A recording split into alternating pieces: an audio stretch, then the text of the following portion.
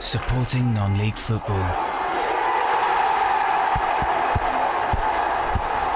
Coverage brought to you by Skrill.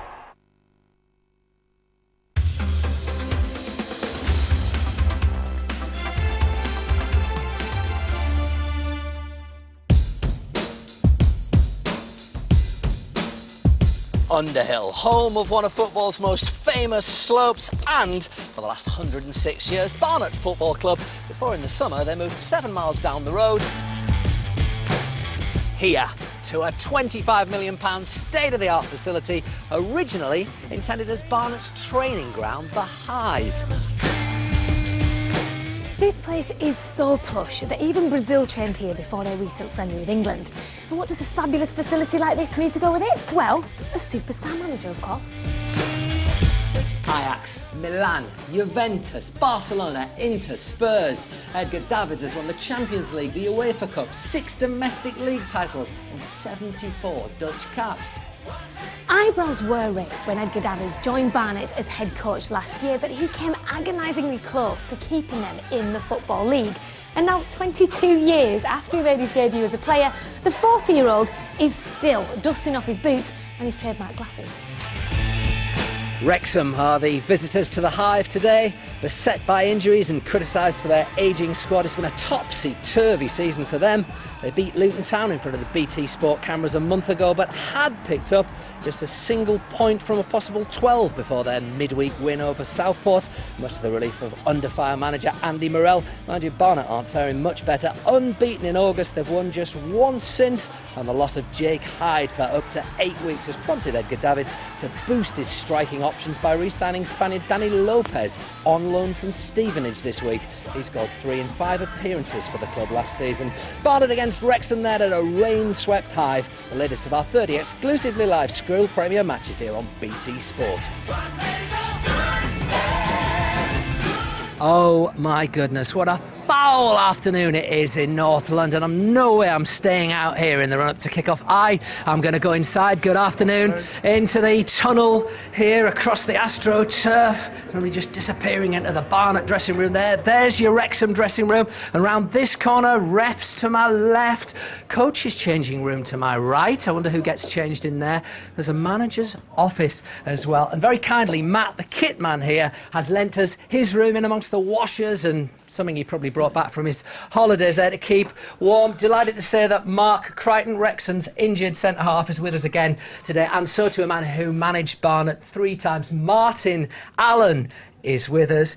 And it could have been different circumstances last year because, you know, you kept the club in the Football League, and I think I'm right in saying wanted the job, but ultimately you moved on, you went to Gillingham, you got promoted, and Barnet dropped out of the Football League. Yeah, well, one door definitely closed here at Barnet for me, but then just a couple of weeks later, Mr Scally, the chairman at Gillingham, had a few interviews and he gave me the job. I was very sad to see Barnet go out the league, of course, but for me personally, to get a promotion with Gillingham as champions has been a great year.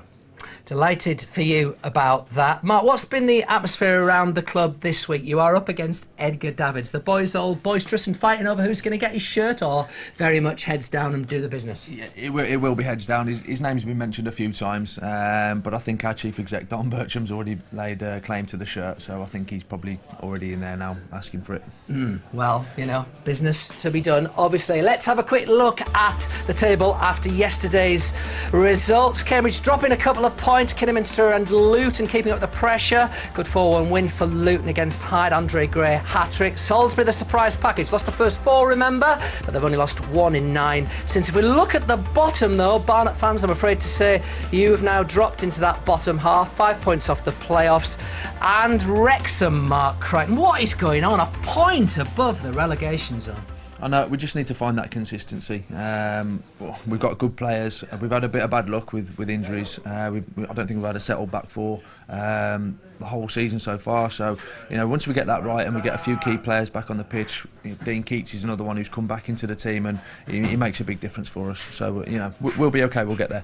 I wonder whether the challenge for Barnet this season is, having struggled so much in previous years to stay in a division, now they've very much got to be on the front foot. They've got to be offensive. They've got to take the game to other clubs because it's 3 points they need, not just one as they've been scraping away for the last few years. Yeah, I think the season this year for Barnet is more of a transitional year. Having moved stadium to this fantastic new stadium that Tony Kleanthos has put together. And for the young players that they've got coming through, I think it's stabilising, and then probably next year to challenge to get back into the Football League. Thanks for the time being, guys. Well, no doubt about it, Edgar Davids is the man of the moment, and who better to talk to a world football superstar than our own Supergirl, Helen Skelton. Now, Edgar David, a man who needs no introduction to most of our viewers. You've played at the biggest clubs in Europe, in the biggest tournaments, without doubt one of the most infamous players of our generation. A lot of players at your level sort of hang up their boots when they're at the highest and the peak of their career. Why did you hang on to yours, and why are you still playing? First of all, thank you for the compliment. No, just I still feel fit enough to play, and then you just want to combine things, and that's what I can do here. I can play and also work on my coaching skills, and I think that's a perfect combination, and that's why I'm here, and it's around the corner. Now, no doubt last year, because of your success here, you came agonisingly close to keeping Barnet in the Football League. Other clubs must have come knocking. Why did you decide to stay at Barnet? I stayed here because I have a lot of things going on, and Barnet gives me the possibility to still run my businesses and still be a part of the first team. And I have a great staff, so we can learn from each other, and I can still proceed to develop this club and the infrastructure, and also myself as a coach and a manager. How long do you see your future being here at Barnet? I don't know, but until I think I'm done. Now, you said that you're all learning things here. What do you think that you're learning from the players? No, the players learn you a lot of things, and they also, how can I say, show you a lot that you need a lot of patience, and also that there are also different manners or different ways to arrive on results. It must have been quite difficult at first, was it, for the players to get used to you? Because obviously you come in with a huge reputation and a huge amount of experience, maybe not something they're quite used to. Yeah, absolutely, and that's okay and that's normal. But also normal is that after 2 weeks it was normal. So we could work and progress this journey. And are you going to be playing today?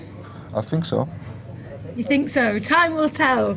We will see in a few minutes. Yeah, no, I still have an ankle problem, and I was there treated the whole week also in Holland, and after this I also have to go abroad to examine it. So I have to see in the warm-up if I can play. Well, keep your eyes on this man in the warm-up, Clem. I'm sure plenty of people will be doing that anyway.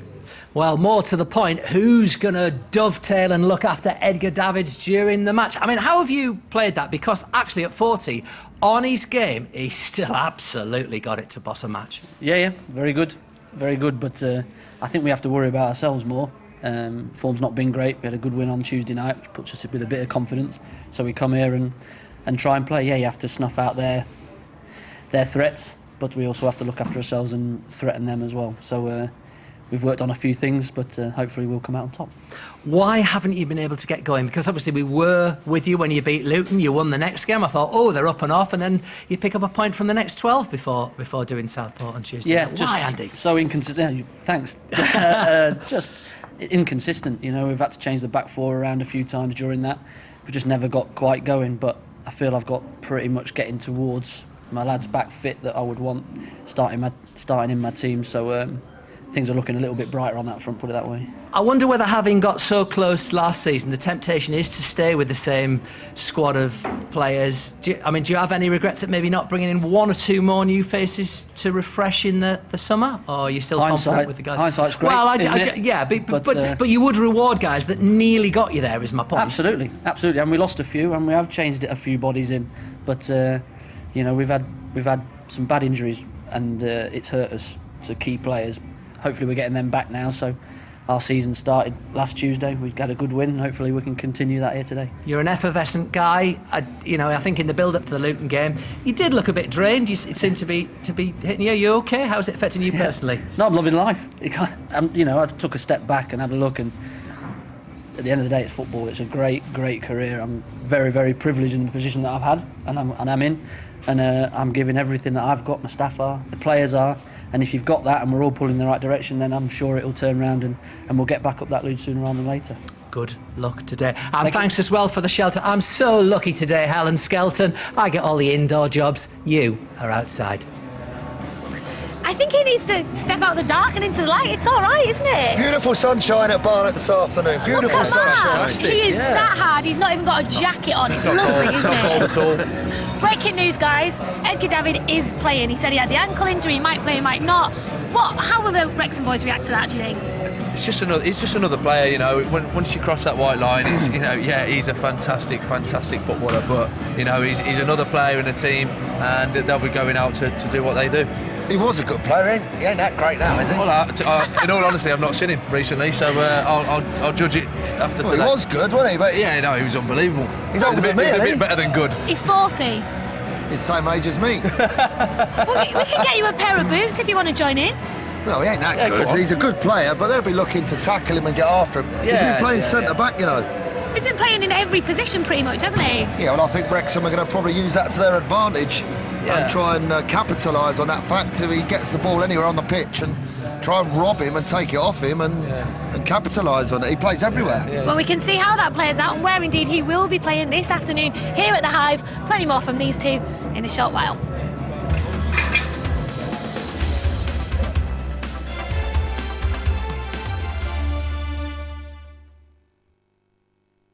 Skrill.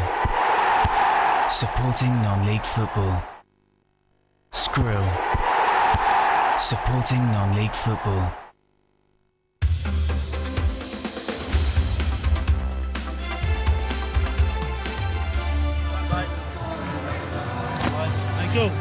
Welcome to the Hive, where this afternoon we have got Barnet versus Wrexham, and with me I've got BT's answer to Anne Deck. What are you looking at? Oh, we were going to get a smack on the head then, weren't we? Yeah, you were. I know, she didn't protect me at all. Stephen Wright.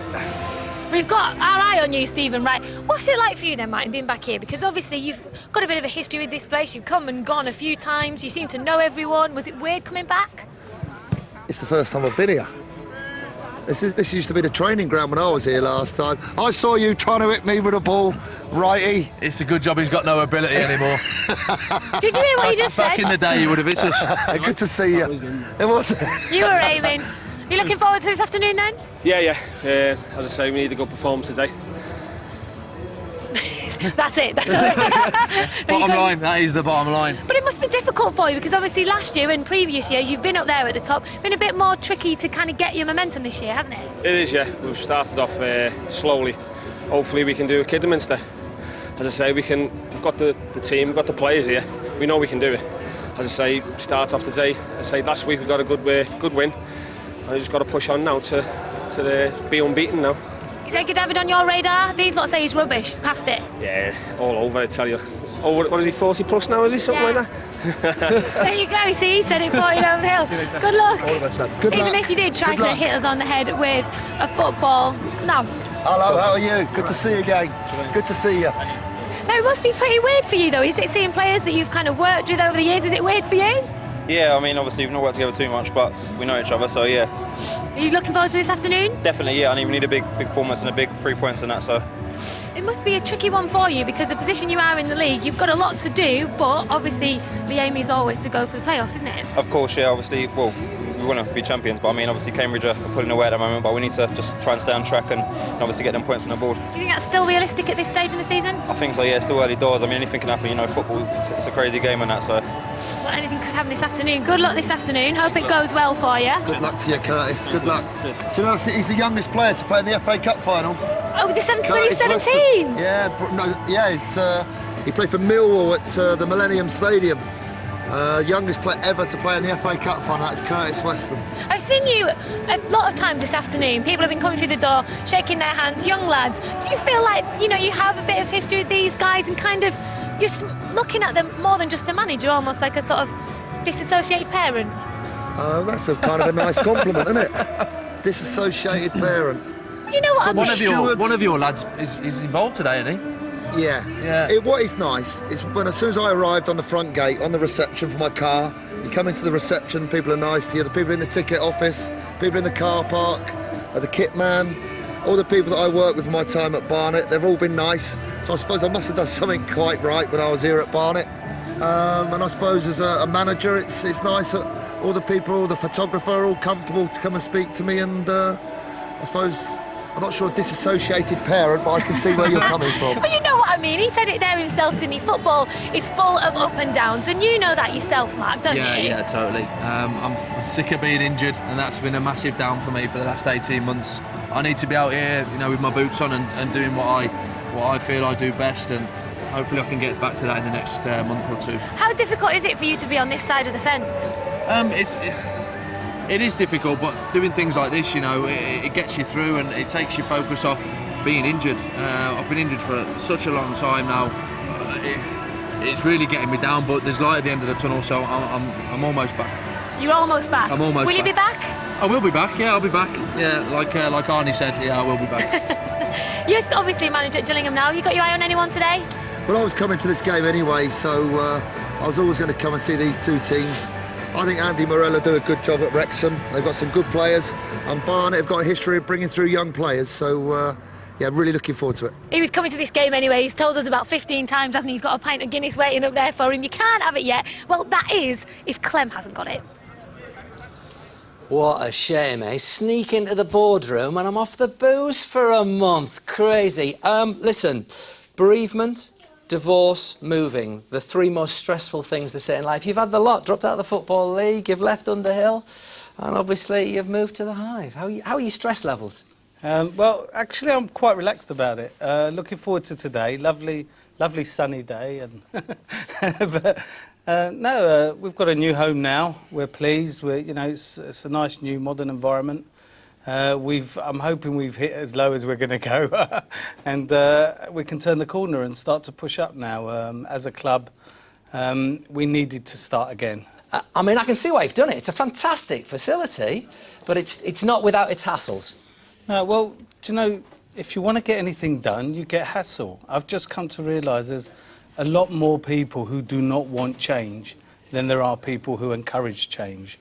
And we just got to get on and do what we have to do. And with the planning, that was an interesting one.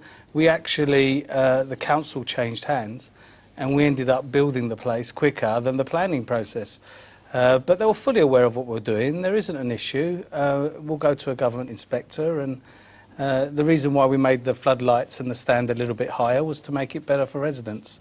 I've got to ask you about the dynamic with Edgar Davids. Who's the boss?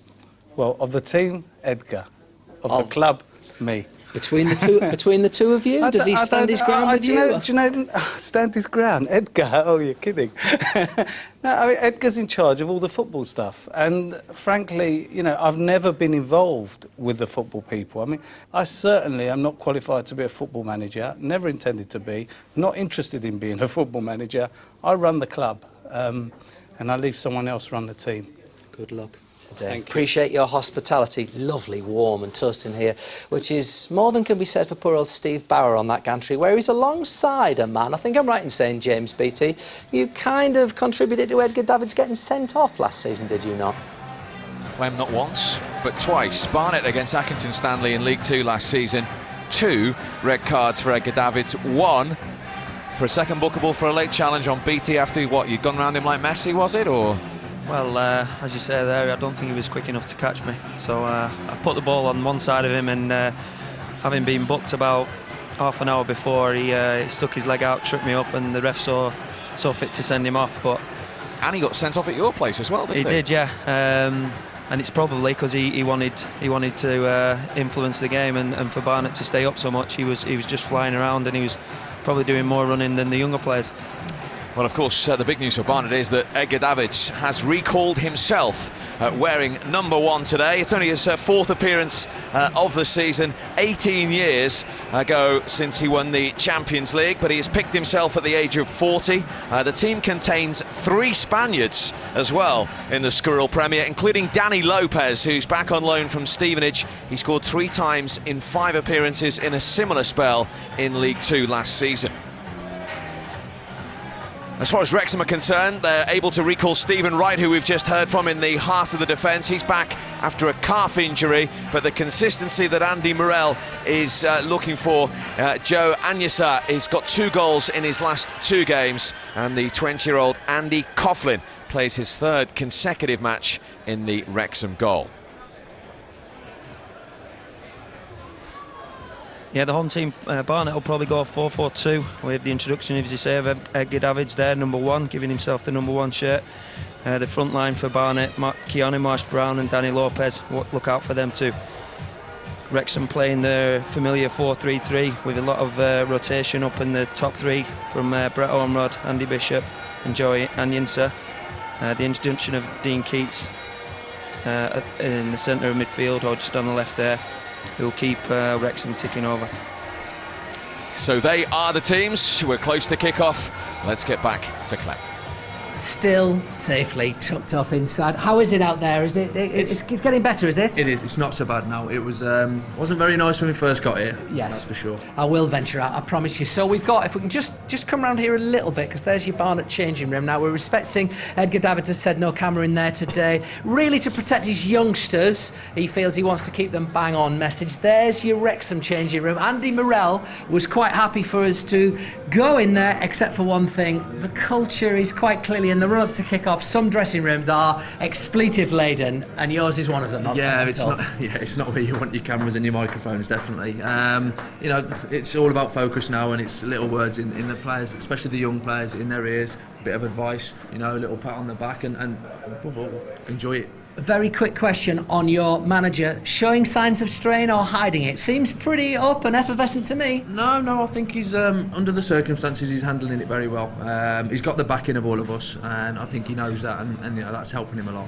We are not far from kick-off. Helen, I am going to venture your way any second. It's getting quite busy down here, so yeah, in a couple of minutes. I'll just have a bit more warmth. Obviously, completely different stadium, but the setup is completely different. How much has it changed since you were involved with Barnet and Martin? Totally different. The facility with the 6 training pitches, 6 Astro pitches, the stands, the stadium, completely different to when I was at Barnet. And it's all credit to the chairman, Tony Kleanthos. He's talked a lot, hasn't he, about this being a community club, and this is here for the people who live around here. And we've seen that this morning.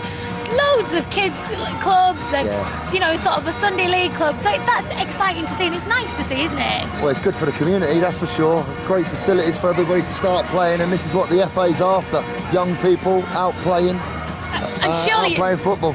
Makes the club a bit more sustainable, you would imagine. Right, back to the football then. Which way do you say this one going? Barnet victory. Score? 2-0. 2-0. You heard it here first.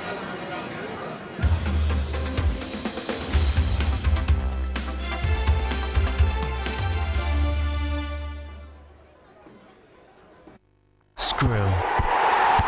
Supporting non-league football.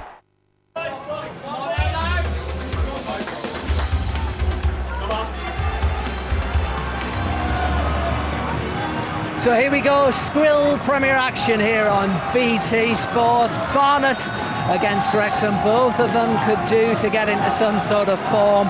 Wrexham to get away from those relegation places, and Barnet, if they're going to make a promotion challenge, they could do to get on with it. So take us through the match today, Steve Bauer and James Beattie. Yes, it's all set up for an important result again for these two. Barnet on the back of 2 draws, Wrexham on the back of a huge win on Tuesday at home to Southport. Edgar Davids has picked himself. He's also assumed the captain's armband as well for his 4th appearance of the season, the Barnet manager. But obviously we're looking forward to seeing him, a man you obviously played against last season. But who are you really looking forward to seeing today, James? There's been a lot of talk about, I was speaking to Jake Hyde in the tunnel before, but that lad there, you can see in his shot, Keanu Marsh-Brown, he said he was on fire, played a lot of his football last year at the top of League One for Yeovil, made 28 appearances, and he now finds himself at Barnet.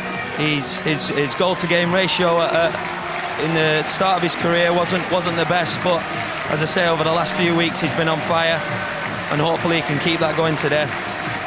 Sometimes the case, isn't it, when someone takes a step back, down to here, he might just have a completely different mindset this season to what he's had previously.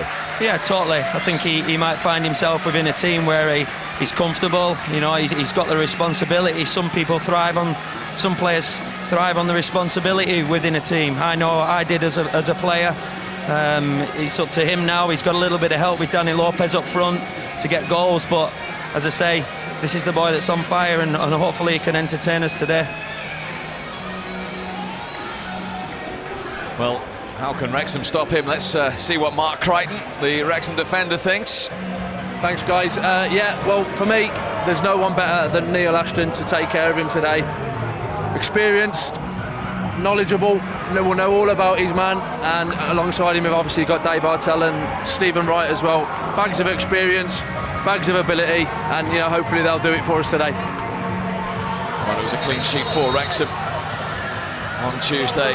Neil Ashton, vastly experienced at this level, and has come up with plenty of players with Marsh Brown's potential. Remember that Stephen Wright's experience is back in the heart of that Wrexham defence today as well, ahead of 20-year-old goalkeeper Andy Coughlin.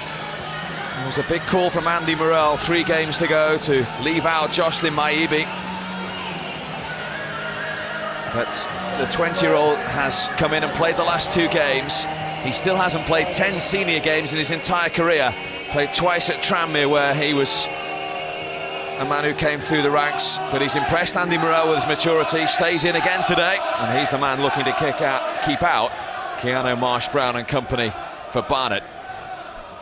At the other end of the experience scale, Graham Stack, the former Arsenal Youth Cup winner, is now 32 in his second season, having arrived from Scotland with Hibs, former Millwall player as well, vastly experienced, as he looks to keep another clean sheet for Barnet. Behind his manager, number 1, 40-year-old Edgar Davids.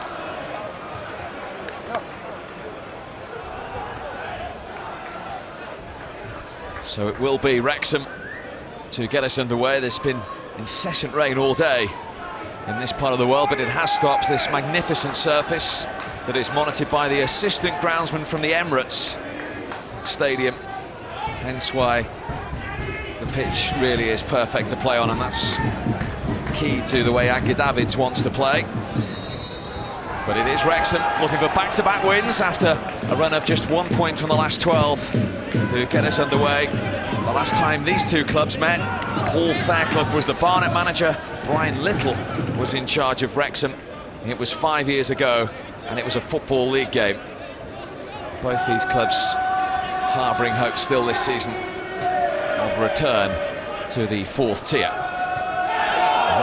It looked as though it was handball against Anyasa.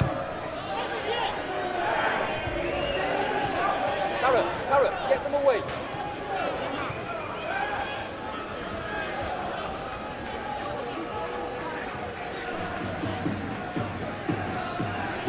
This is Mark Carrington, the new rival this season, with the throw for Wrexham. Who, of course, like Barnet, have a player manager, but Andy Morrell not involved today in the matchday squad. A year younger than his opposite number, Edgar Davids, at 39. He's only made 2 substitute appearances so far this season. That's the first touch for Coughlin. Played 6 times in the league last season. 2 this season. Big call as a manager, with your managerial head on that, to change your goalkeeper from experience to youth. Yeah, it's obviously confident in the young man Andy Coughlin, and I probably bet his performances in training and in the games have warranted him staying there. So yeah, as you say, big call by Andy, but one that he feels right. That's Stevens, and this is Anthony Akipong, who arrived in the summer from Welling and helped them into non-league's top flight last season. And here is Edgar Davids, his 4th appearance this season. He might have to get that again under pressure from Bishop. Yes, Edgar Davids there, just having a go one of his players. I'm sure that the Barnet players will be trying to do everything technically correct when he's in the side. Maybe why he's put himself in today.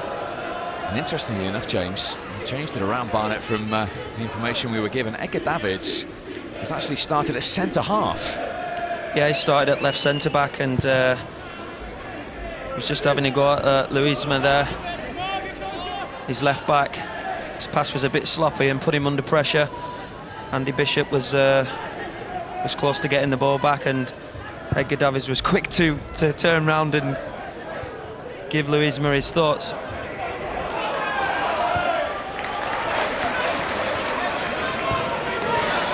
Duggan lifted it invitingly. It was Louisma who was waiting patiently behind him. Wrexham managed to clear. Initial ball in by Kieran Cadogan, who only arrived earlier this month from Aldershot. This is Bishop.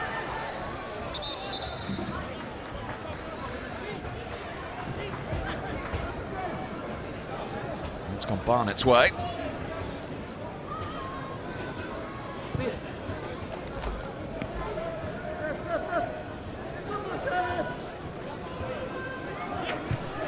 Marsh Brown. David Stevens, who's played every minute of every game at the heart of the Barnet defence. But have kept 4 clean sheets so far this season. He had to be quick to get to that one. And it went straight to Harris, and Ormerod is onside here for Wrexham. Stack is backpedaling. It's still Ormerod. Couldn't quite get it back for Bishop. Cleared by Akipong. And as far as Harris once more. Anyasa hit Davids, who got in the way. And Barnet survive. Now might be able to break. Weston looking for the pace of Marsh Brown. Coughlin always the favourite. Yeah, really good starting position there by Andy Coughlin. Was aware of the ball over the top, and you can see the pace of Keanu Marsh Brown there. But a really good starting position by the young keeper. Seconds, keep tight. Stevens.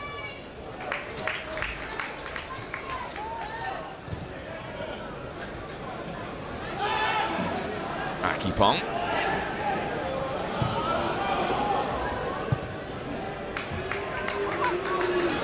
Here's Davids.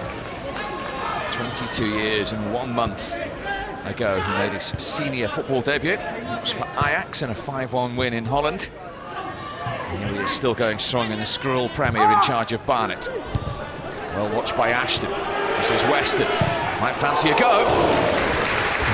Now Curtis Weston, who already has a couple of goals this season, had the confidence to take the early strike. Yeah, he didn't show a lack of confidence there. Exactly knew what he was doing. Great first touch, sets him up for the strike, and was just looking to whip the ball across the face of the young keeper and into that far corner. Harris. Saw one for Roberto Casabella, one of the 3 Spaniards in the Barnet starting 11 today. He arrived having played his football last season in Moldova. He had time in the academy of both Real and Atletico Madrid.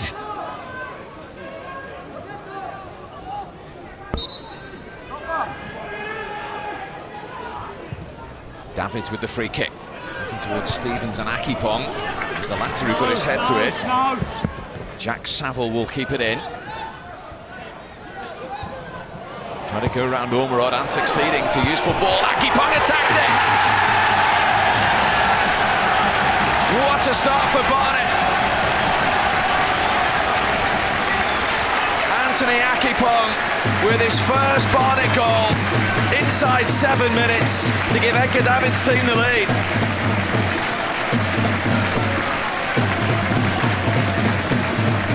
Yeah, this is great work by Jack Saville, who finds himself probably the furthest away from his position on the pitch. A great ball with his weaker foot, should we say, and it's the right back, Anthony Akipong, rising above the defender, outpowering him, firing a header downwards, as all good strikers would do, into the far corner. Well, after a much-needed clean sheet on Tuesday and the narrow victory over Southport, there isn't one today for Wrexham. Dean Keats didn't like that challenge from Curtis Weston. And there was a little bit of afters as well between Akipong and Bishop. Well, the touch paper has certainly been lit in the early exchanges of this one. Yeah, great start for Barnet, exactly what they would have wanted. And as you say, Dean Keats wasn't happy with the initial challenge, and then other players started getting involved. Yeah, the challenge there was by Curtis Weston. I think he was just saying there he just mistimed it and he went for the ball, which I think he did. And then there was a little bit of afters which Edgar Davids was marshalling well.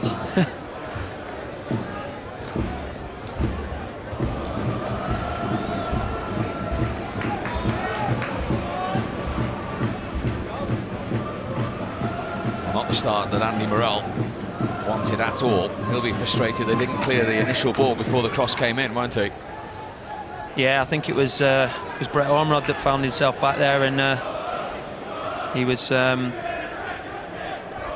defending like an attacker, should we say. Everybody's been guilty of that at one time or another in the career. But the left-back Jack Saville did really well to beat him and get a great ball in with his suggested weaker foot. And after all that, Nick Kinsley, the referee, wants to show the yellow card to Curtis Weston for that challenge on Keats. It's the first yellow of the day.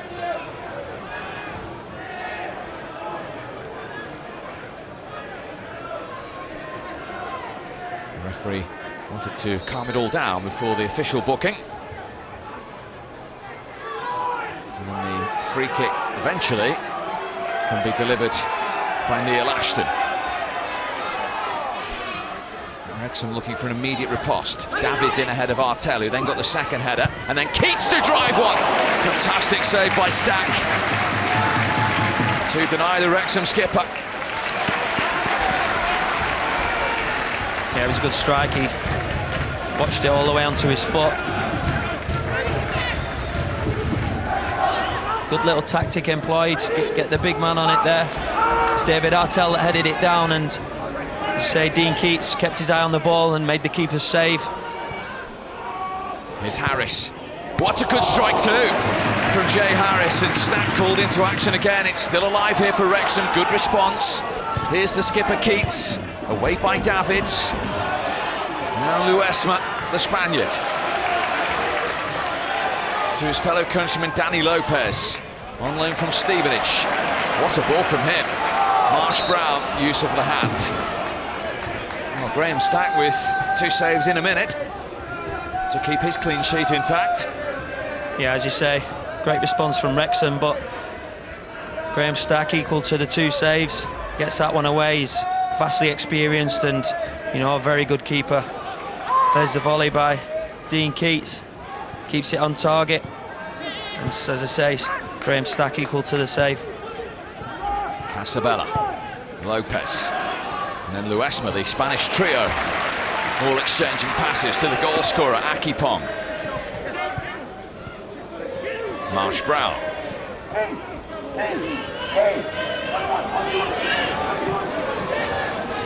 Still the top scorer, back to today's goal scorer. Clark couldn't win it back for Wrexham. Weston.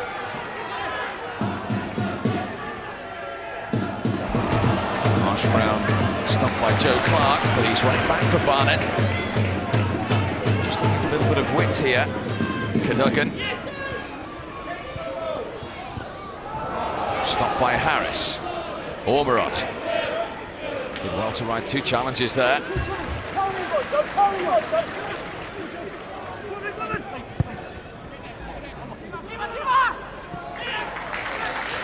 Armisen through to Graham Stack. That's the experienced goalkeeper. 32 years of age now.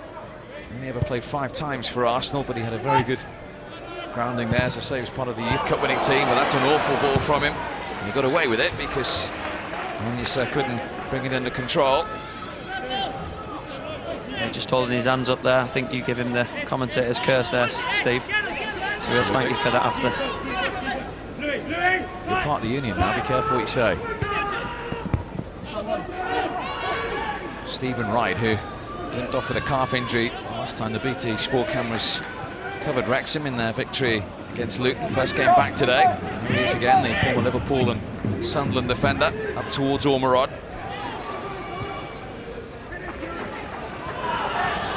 Ashton, Cadogan gone all the way back with him, and he prevented the corner.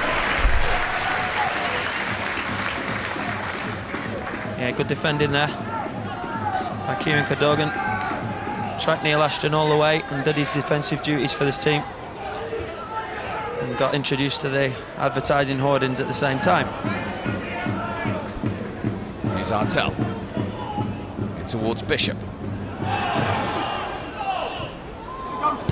Finally cleared by Stevens for Barnet. Back from Clark.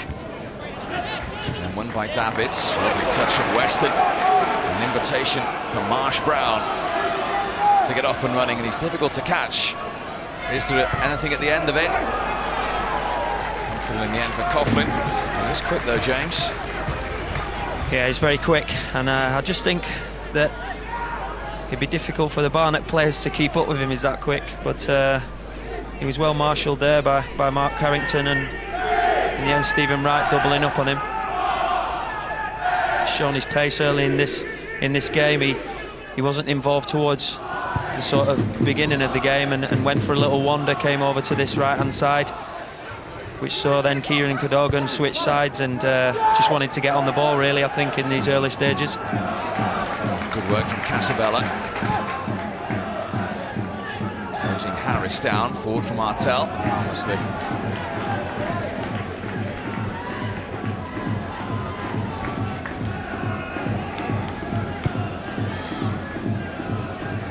So these two clubs who as recently as 5 years ago been meeting in the Football League.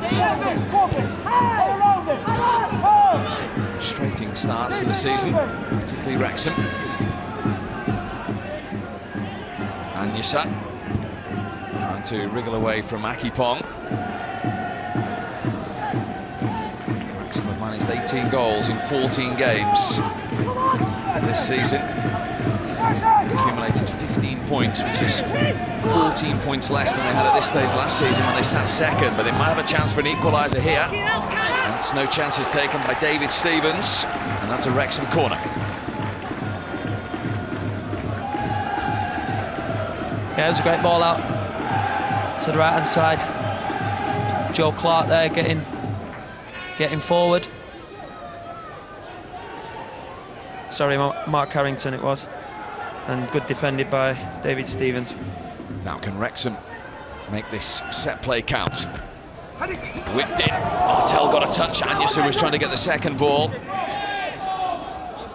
Terrific delivery from Dean Keats. It was absolutely crucial to Wrexham's fortunes. Just his second appearance of the season, the captain. After a toe injury, still not 100% fit. He's lifted that one in as well. Headed on by Artell. Ormerod trying to make something of it. Yeah, I've seen Brett score from there before. Always sniffing in the box. Gets himself into really good positions. He's 37 on Friday, Brett Ormerod. Yeah, and he still runs around like a 17-year-old, which is great to see. Something that will never be in question will be Brett's work rate for the team.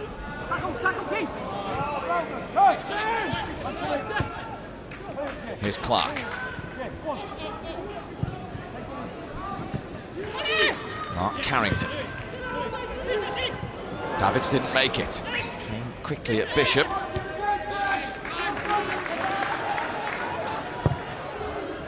Given away again by Davids. Straight to Keats.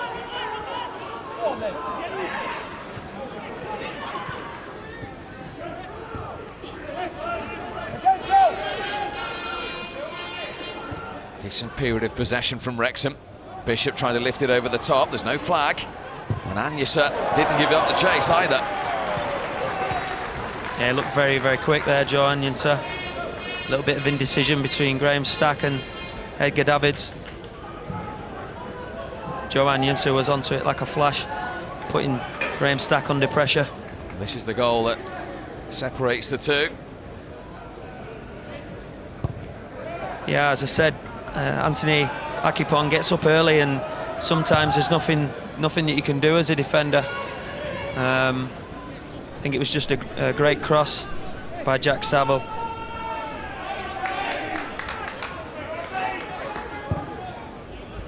Long from Martel. A decent response from Wrexham though, having gone behind. Yeah, as you said, they've imposed themselves with the possession, and they've had a good period in this game, creating a few chances and getting themselves back into it. This is the exact response you would want.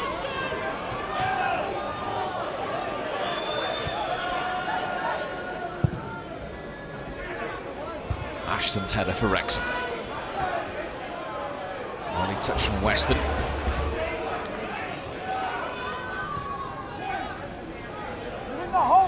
Clark. Bishop's layoff didn't reach Harris. As ever, wouldn't give it up. Strong challenge with Saville, who then committed the foul. You just can't take that away from Jay Harris's game. That's what he's all about. Yes, he's had his disciplinary problems, but when he's on the pitch, this is what he gives you.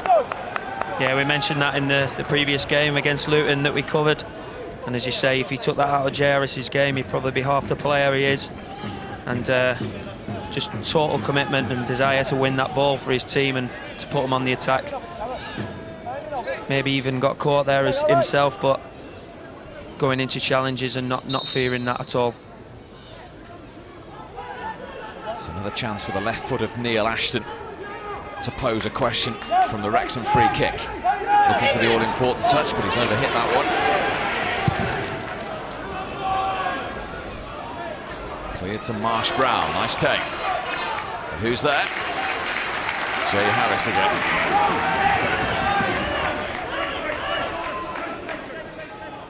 Interesting to see Graham Stack there, immediately looking for Keanu Marsh-Brown to utilise his pace. But as you say, Jay Harris done a great job securing the back door. Lopez, neatly done. Weston. Just looking for Uesma. Ashton needed to make the interception to Barnet corner.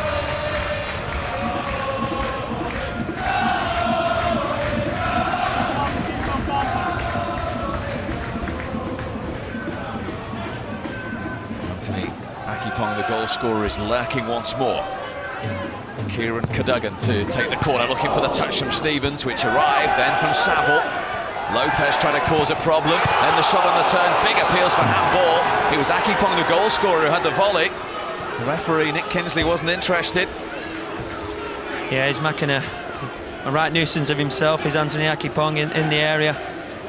As the ball just drops to him here, shot on the turn for such a big man. Yes, it has hit Stephen Wright's hand, and I think it's a shot. I mean, it's come from probably 2 or 3 yards away. But the one thing that the ref would say if he did give it would be his arms in the air, and why is it there? It's stopped the ball going goalwards, so I've seen them given before. I think Stephen Wright might even have it in his head now that Anthony Akipong's getting the better of him, and he's just a bit nervous. He needs to do something good against him at a set piece to get himself back on even terms. Here he is again, Akipong. Trying to deliver the cross, it was behind Lopez, then came off Cartwright. Something of a slice. Barnet throw. 26-year-old Mark Cartwright, who is playing out of the Football League for the first time in his career. Played almost 30 times in League One for Bury last season. MK Dons and crew as well. Carrington, of course. Mark Cartwright. David's one-on-one with Bishop.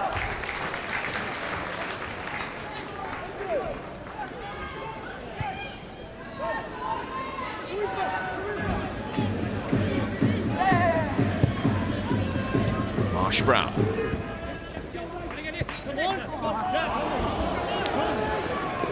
Another play by Uesma.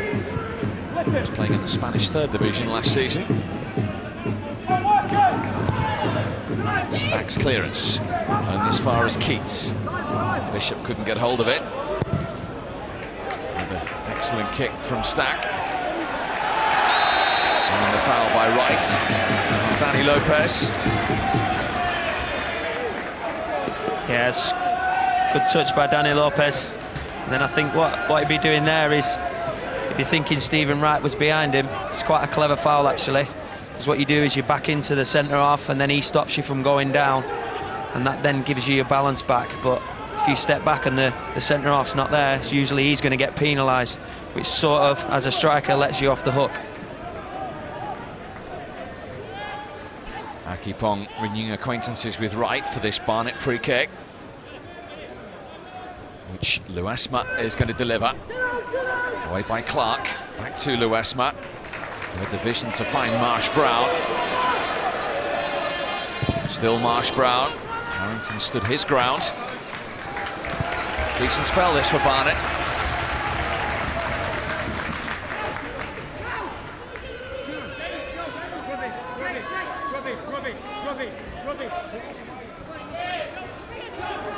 Three-year-old Akipong with the throw.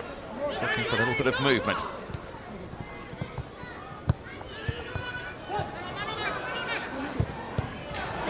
Cadogan in towards Lopez, well watched by Wright. And Ormerod helping out to get there ahead of Saville. Huge kick for Davids to watch. It wasn't conventional from Edgar Davids, but in the end it was effective.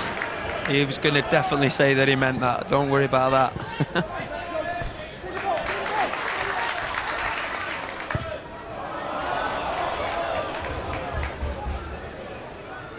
Here's the manager once more. Wearing number 1, of course, which is unusual, but certainly his prerogative. Casabella. Lovely ball to Marsh Brown. Real danger here for Wrexham. Excellent save by Coughlin. What an important fingertip that was from the 20-year-old Wrexham goalkeeper to deny Keanu Marsh Brown. Yeah, what a save that is. Great run, timed his run well, and then maybe had the option to square it to Curtis Weston, but elected to take the shot, and as you say, a fantastic save by Andy Coughlin. Barnet corner, Cadogan takes. Saville himself has been penalised. Perplexed about that decision.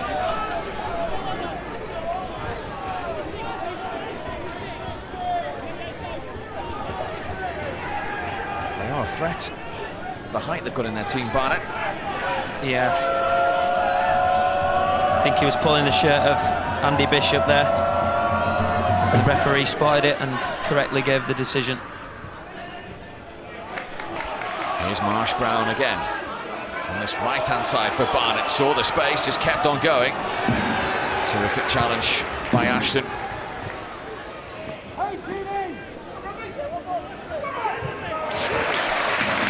Good old-fashioned one between Casabella and Keats. Very different backgrounds, but either were pulling out there.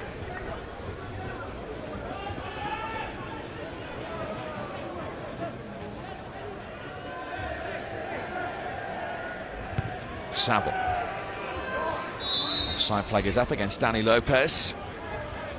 He was boosted the spirit in the Barnet camp because he had such an effect, Danny Lopez, when he was on loan last season from Stevenage. Scored a hat-trick inside 22 minutes against Morecambe in League 2. Went straight back to Stevenage. He was recalled after that and scored a hat-trick for them.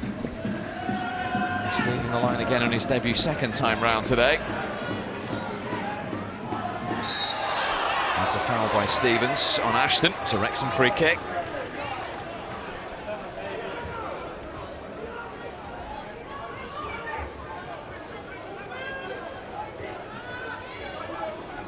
Martel and Wright, the two central defenders, are making their way forward for this for Wrexham. Everybody back to defend it for Barnet.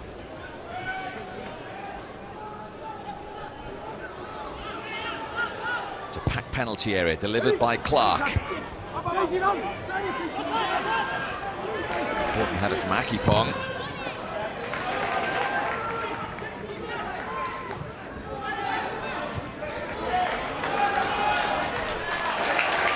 That's good pressing from Barnet. Casabella.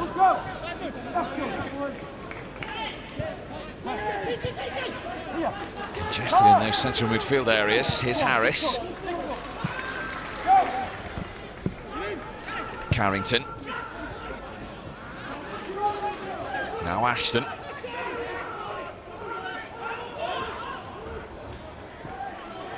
Lovely bit of play from Harris. Marsh Brown has got to show the other side of his game now. And he did to good effect. Yeah, he did that tremendously well. I think Jay Harris played a ball there for Mark Carrington on the overlap and probably played it against the quickest player on the pitch in Keanu Marsh Brown, but as you say, doing his defensive duties, not being shy of them. He's got seven goals already this season, and if you can get a player that can contribute defensively as well as that, then you know, you've got a great team member and obviously somebody who's going to get you the goal at the other end as well. There he is again, still only 21 years of age. To Weston. Clark closing down Edgar Davids.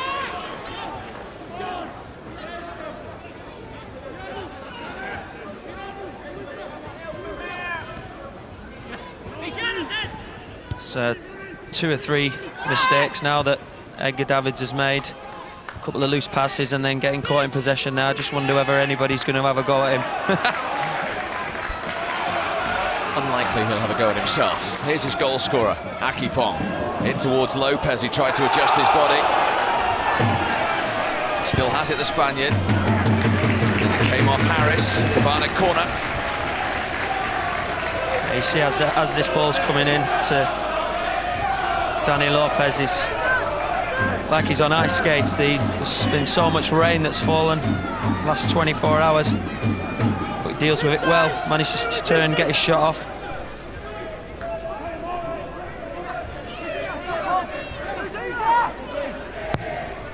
Duggan's corner. Oh, it's dangerous at the back post. The woodwork save Wrexham. It was Jack Saville who got his head to it. Very nearly 2-0 Barnet.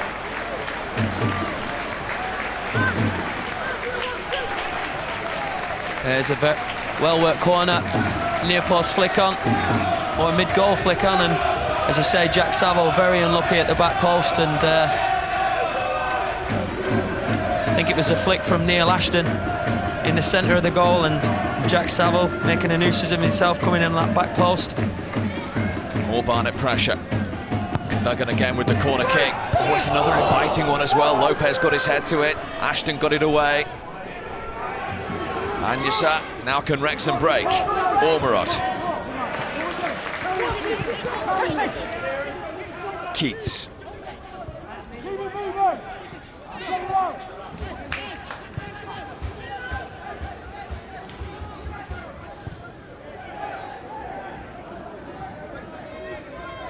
Clark. Back with Clark for Wrexham. An early goal has made it an open game. Could have easily been more than the 1 goal so far. In the opening half an hour or so. Good pressure again by Luesma. Harris away from Casabella. Still Jay Harris. Ashton in support. He's looking for Bishop. Free header. Couldn't get over it. Oh, he was just a little bit late on his jump there. It's great tenacity by Jay Harris in the middle. Went through 3 or 4 tackles, laid the ball out wide. Neil Ashton, it was a good ball. And I just think that Andy Bishop made his jump a little bit too late. If he'd have rose a little bit early, he might have been directing that header towards goal. So it remains 1-0 to Barnet. Let's join Clem, who's made his way into their dugout. Well, I'm with Barnet's assistant coach. I don't want to be rude, Ully, but how do you pronounce your surname, please? Landvrouw. Yeah, it's just typical Dutch. Yes, it is. And rather difficult for me to go. Are you pretty happy with what you've seen so far? Are you just about where you wanted to be? Of course, yeah. We're leading now 1-0. The 2 footballing teams. You see, I think you see a good match. Both teams try to play football, keep the ball on the ground as long as possible. Yeah. Who's the manager? Because Edgar is obviously playing, he's obviously captain. Is he managing out there, or do you take the mantle once he crosses the white There's line? only one manager, and that's Edgar. But now we're sitting here, Dick and I, taking the honours at the byline. Are you happy with his performance so far? This is Edgar I'm talking about. Be careful. Yeah, he's doing well. He's doing well, yeah, definitely. I think we'll leave it there. Thanks. Okay. He wasn't going to say anything else, was he? Ashton with the Wrexham throw. Anyisa. Back to Ashton. Then in from Artel, away by David Stevens. Bishop. Well, he did well there, Davids, that's for sure. And as you can see, he's getting his point across when he's playing too. Yeah, he's shouting and giving out instruction, and he's usually been the one that's been breaking things up and been Johnny on the spot, and as you can see, his experience telling there and buying some time for his side to relieve the pressure, and for Graham Stack to put this ball up right into the Wrexham half. 74 appearances for Holland. 1 World Cup and 2 European Championships as well. And of course, 3 Serie A titles in 6 seasons in Italy with Juventus, including the 1995 Champions League victory in Vienna against Milan. But David Stevens has made an error there. Can Wrexham punish him? Anyisa. And he's across again. Edgar Davids. Terrific reading of the situation. He felt he was then fouled. The referee didn't. And Davids is able to bring it clear for Barnet. Forward again by Carrington. Good touch from Akipong. Do feel there's something here for Wrexham though. And I think that Wrexham believe that themselves as well, which is probably, you know,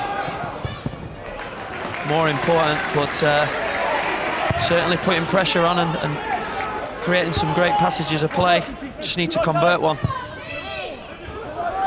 Weston with the run from midfield. Oh, the goalkeeper didn't get there, but he's going to be okay. Martel will get this clear for Wrexham. That could have been a costly breakdown in communication there between central defender and goalkeeper. Yeah, it could have been. If he'd have got a bigger touch on that, then I think both would have been scampering towards their own goal a little bit more urgently. Certainly no lack of action and talking points in this game so far as we approach 10 minutes to half-time. Clark. Ormerod didn't keep that in.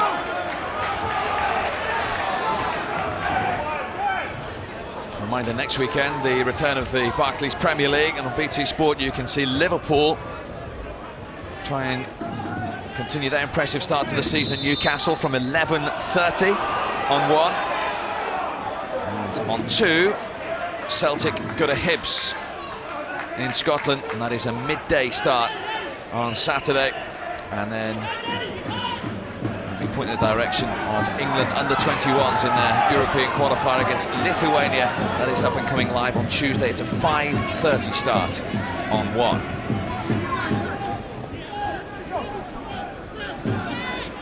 Stephen Wright. Anyisa. Cut out by Casabella.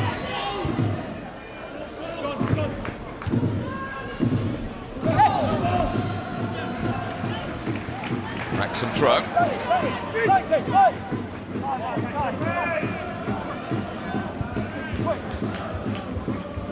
Here's Artel.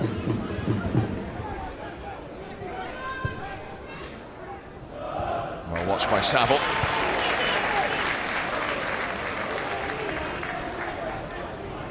Just need that little bit extra quality in the final third to Wrexham. Their build-up play is very good, and as you say, they are a goal down in this game, but their attitude and the passages of play they're creating certainly suggest that they feel that they can get something from this game. Just need to up that quality a little bit more in the final third. They were relieved here though, weren't they? Yes, as I say, if there was a heavier touch there, but David Artel and there. the keeper maybe should take charge. But as you say, with him being a young lad, he maybe thought there was enough pace on the ball to get back into his area, but that wasn't the case, and the level of communication wasn't what it should have been, and somebody should have took charge, whether it be the centre half or the goalkeeper. It doesn't really matter, because if someone takes charge, then that sort of incident doesn't occur, and you don't find yourself just staring at each other and screaming at each other because not one of you took the situation by the scruff of the neck and dealt with it accordingly. He's right, allowed to march into the Barnet half again. Harris.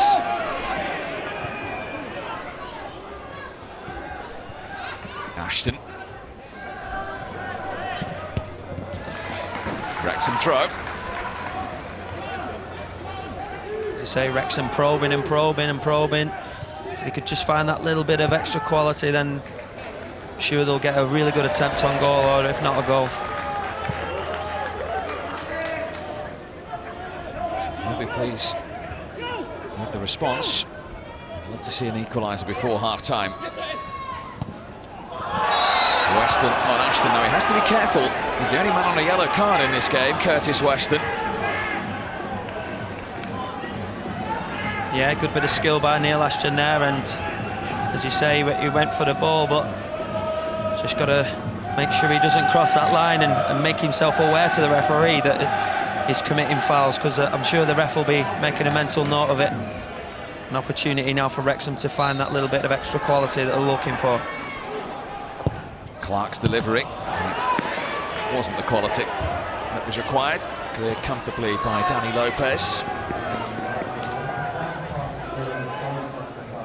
This is the 8th time this season that Wrexham have gone behind in a league game. They haven't managed to win any of the previous 7. Ashton's been muscled out of that one. Luesma. Oh, lovely skill from the Spaniard. Taken out by Keats.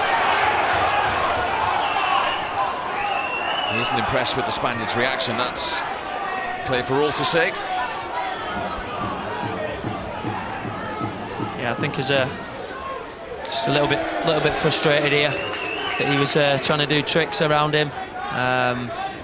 He's gone for the ball, but obviously caught the man. The referees seem fit to book him. First Wrexham yellow of the day.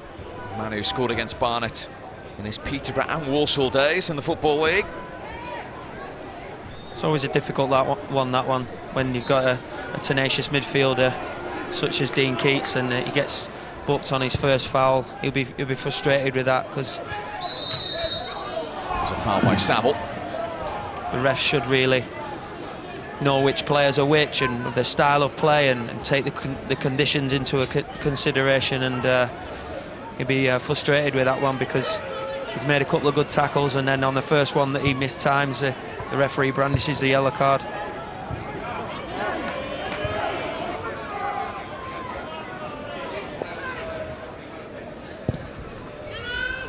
Long from Martel. Bishop's touch to Ormerod. Strong challenge by Stevens, picked up by Harris.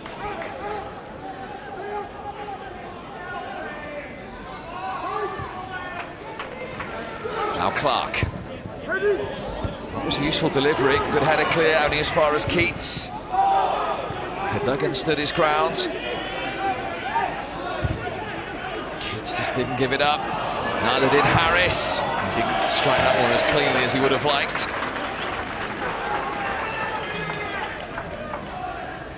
Casabella has stayed on the ground. And I think he's signalling it's the end of his day.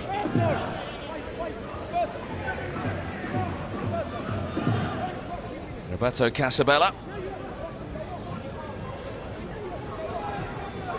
It's good defending by Anthony Akipong. It was Dean Keats in the thick of the action again. And the shot by Jay Harris just dragged it a little bit. Maybe just the two Barnet players that were rushing towards him did a good job and put him off a little bit. I think he just dragged this a little bit.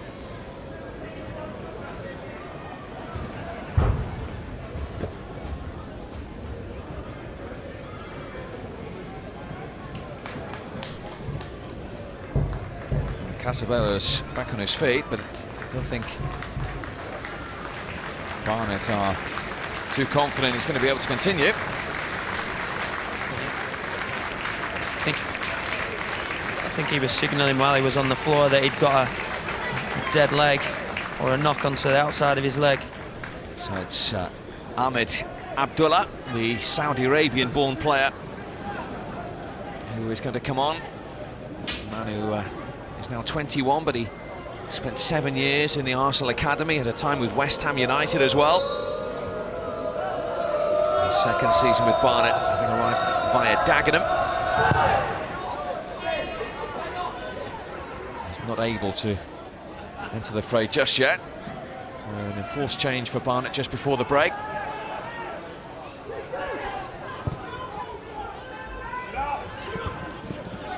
Saville's header. Clark. Clipped in by Harris. Too strong for Bishop. Cleared by Cadogan. Sure, Brett would have called for that if Andy Bishop had listened to him. Brett Ormerod was stood in behind him and would have been able to take the ball and in a more advantageous position.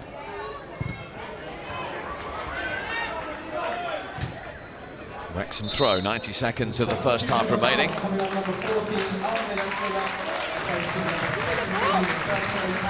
Abdullah is now able to come on.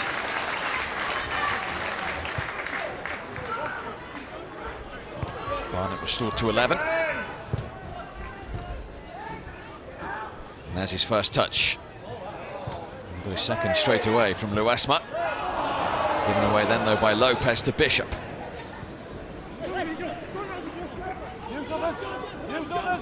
Clark. Great vision from Keats. Time for Ashton to steady himself. Towards Ormerod. And then Keats! Denied by Stack. For the second time in this first half. Carrington trying to get away from Marsh Brown, and he didn't keep it in.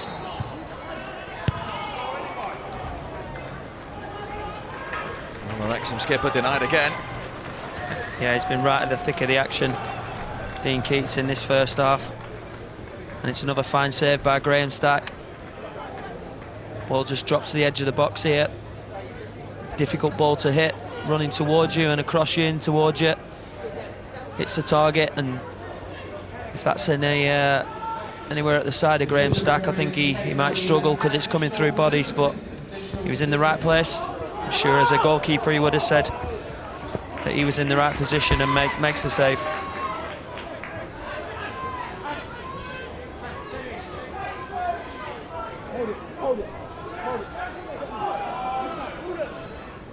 Akipong.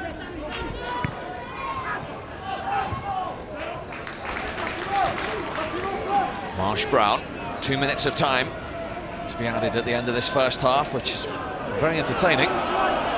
Yeah, it's been entertaining, it's been ebbing and flowing, and Wrexham came back from the initial goal from Barnet and started imposing itself with huge amounts of possession and good passages of play, and Barnet seemed to have been soaking them up quite comfortably, and then maybe going up the other end and utilising set pieces and opportunities to get chances on Wrexham's goal.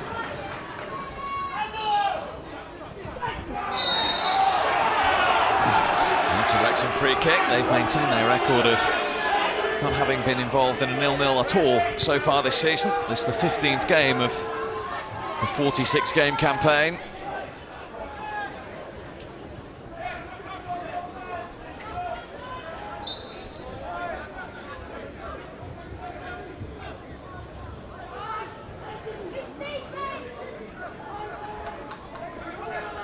Ashton with the Wrexham free kick. Won by Artel, away by Stevens.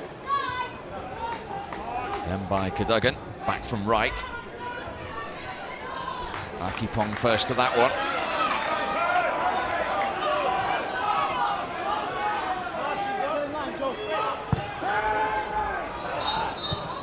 And that is the last action of the first half. At the end of it, Edgar Davids' Barnet are in front, courtesy of a 7th-minute goal and a first for the club for Anthony Akipong. Jack Saville also hit the crossbar, but Andy Morell has seen his team denied 3 times by Graham Stack in the Barnet goal. As his team, for the first time this season, look to come from behind and win a game in the Skrill Premier.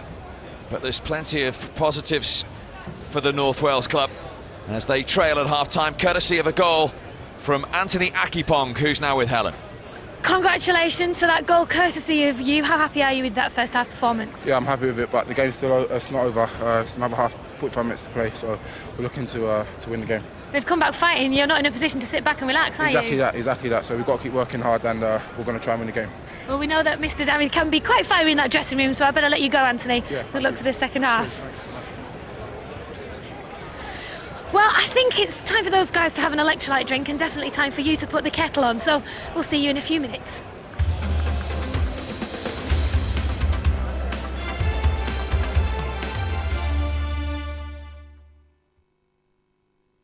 Skrill. Supporting non-league football.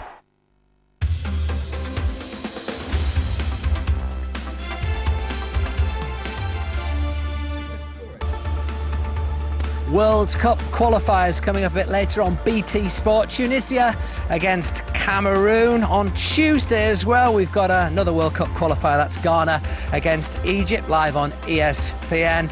And then later on that evening, 7:45, it is Spain, who still need a point to be mathematically certain of qualification for the World Cup finals. Of course, the holders, they are at home to Georgia. Let's take a little look in the Wrexham dressing room right now. A little bit, Mark Crichton, of an inquest going on in there. Quite a serious tone, I would suggest. Yeah, quite possibly. I think the gaffer will be disappointed with the goal we've conceded. In particular, maybe Ashley's got to stop the cross, which we'll see in a minute. And you know, it's a fantastic header. He's got to run on right in. You know, hopefully when that comes up now, we'll be able to see exactly. Well, I'll tell you what. happened. Let's take a little bit of a look at this. Talk us through this from your point of view, Martin Allen. Well, it gets played out wide here, and the Barnet player is too easy here, as you say, Mark, to get the cross in. You know, he's got to block that cross. He's beaten too easily. But when he's hung that ball up, it's a brilliant cross. And Achapon, the fullback who was playing for Welling United last year, gets up, and it's a fantastic header. Headed to the back away. Coffer's got no chance. Head it down. He's got no chance. Stephen Wright going to be disappointed that he didn't make a better fist of that, though. No, it's always hard when someone's got to run on you and you can't quite see where he is. He's got up early, and you know, I think he's always favourite to beat him in the air there for me. We've seen some good goalkeeping in that first half. A couple of great saves from Graham Stack, and one we'll see after that from Andy Coughlin. This one from Keatsy, this one, yeah, it's a fantastic strike, and credit to the keeper. There's a lot of bodies in the way there as well. You know, he's going to see that late, and he's got a good solid hand on that, and he'll be pleased with that one. Because I tell you what, Martin, Wrexham at times have shown they're not out of this by any means, whatever that inquest is that's going on in there. Has proved no, I think the saves there so far have all been at the perfect height for him. Shoulder high, waist high, and Stack you would expect to get those. But this eye, for me, this has been the pick of the save. Down to his right, low down, and he's only 19, this young lad. It was a fantastic save.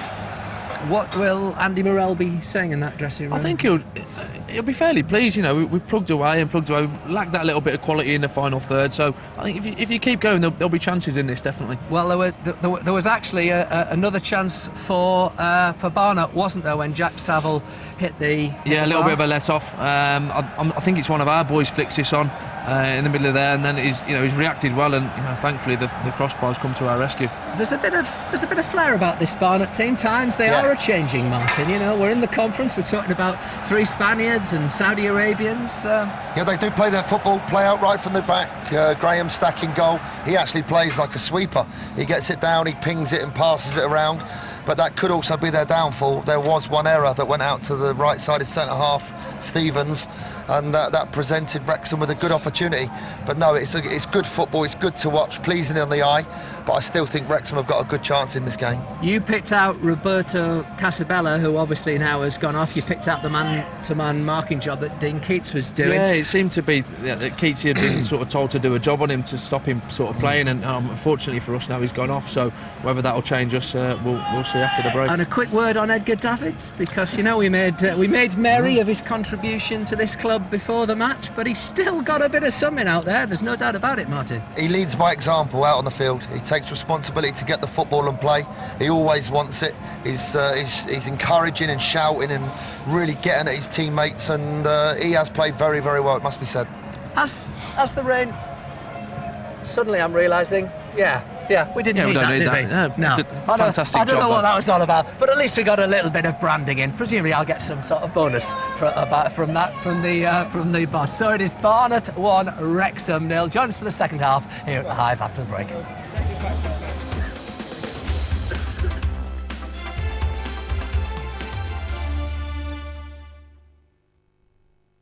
So, supporting non-league football.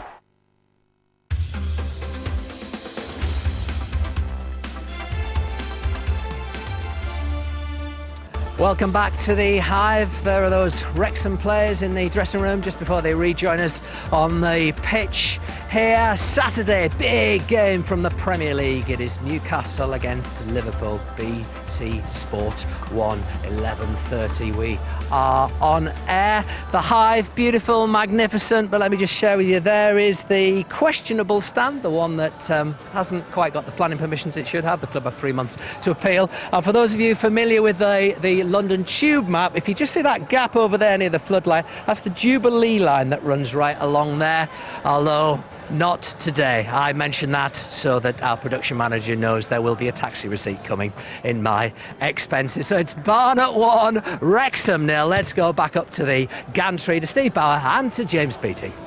Half a day going through your expenses, Clem, but thankfully not too far for you to travel today. And it's a fantastic vantage point we have here, and we've been really enjoying this game, James, as well. And Wrexham come out for the second half, still very much in it. A lot of positives for them. Yeah, most definitely. As I say, they had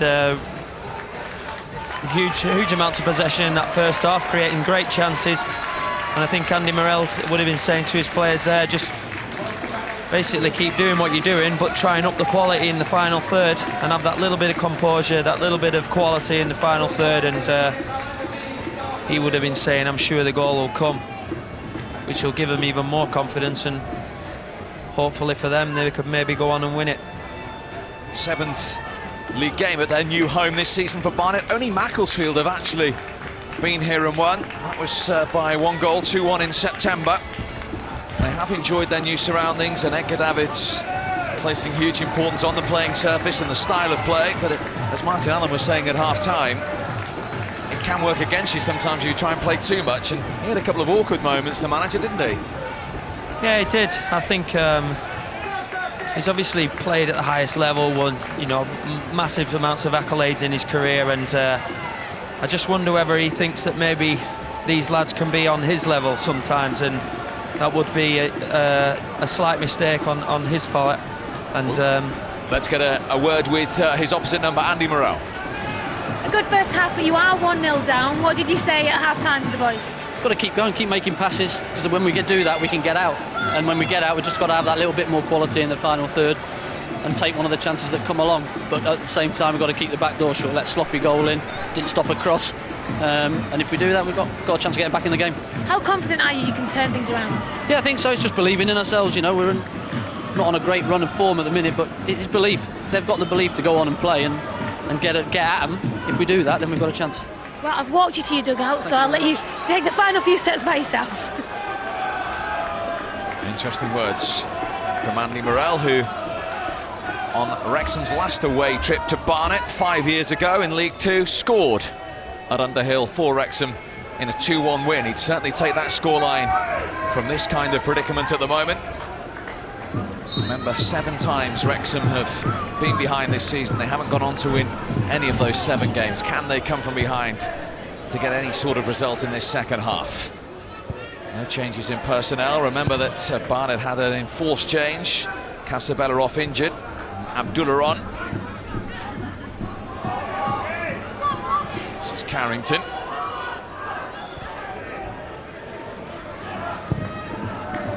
Barnet have kept only 1 clean sheet in their last 9 games. Try and protect theirs today to take all 3 points. Keith's got a knock in that earlier challenge.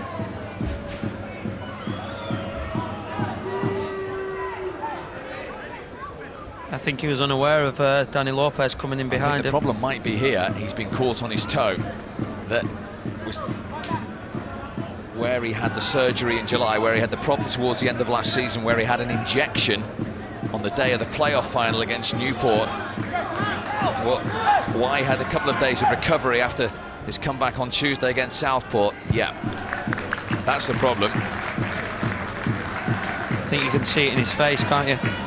Disappointment and worry that that's maybe an old injury that's coming back. As I say, he only had the surgery in July, and it's only his 2nd game of this season, 2nd game in a week as well. Andy Morrell said it was a gamble to play him on Tuesday, but one they had to take. It was certainly one that helped them to a much-needed win, and they'll keep a close eye on that because, as we've mentioned, he's so important, the influence of Dean Keats to Wrexham. Yeah, we've mentioned it before, and he's an integral part of the team. It gives everybody a lift when the talisman comes back in. Here's Marsh Brown trying to go round Carrington, and he's got Barnet a corner. Yeah, another positive run there. Keanu Marsh Brown. High on confidence. Scoring goals, playing well. Plenty of pace.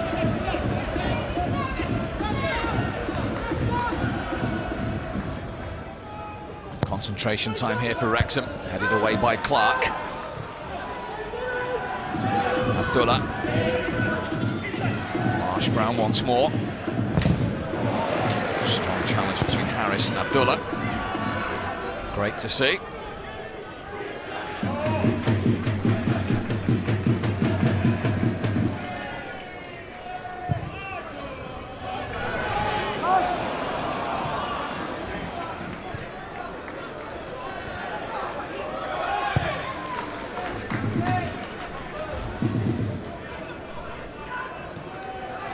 So, one question for you with your managerial hat on.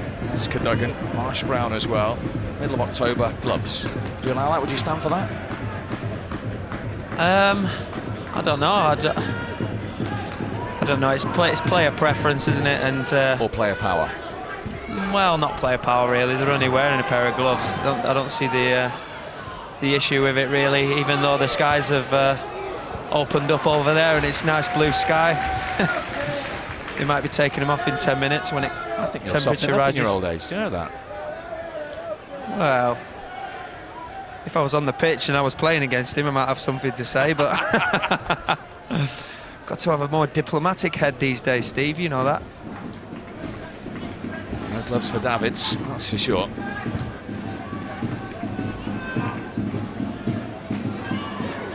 Here's Bishop.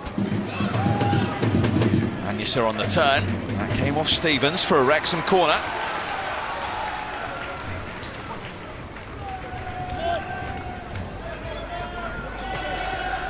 Barnet very nearly made a set play count from this end in the first half. Can Wrexham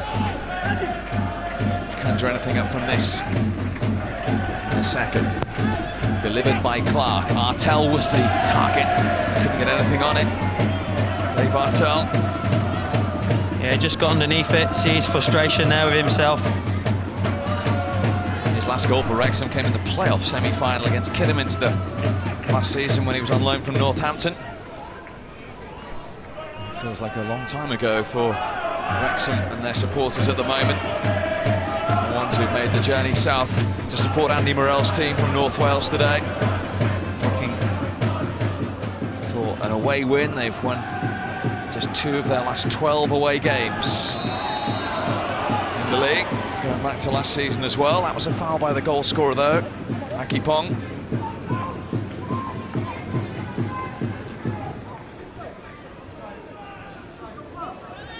Yeah, Neil Ashton trying to force the issue and then being caught by the goal scorer, Anthony Akipong.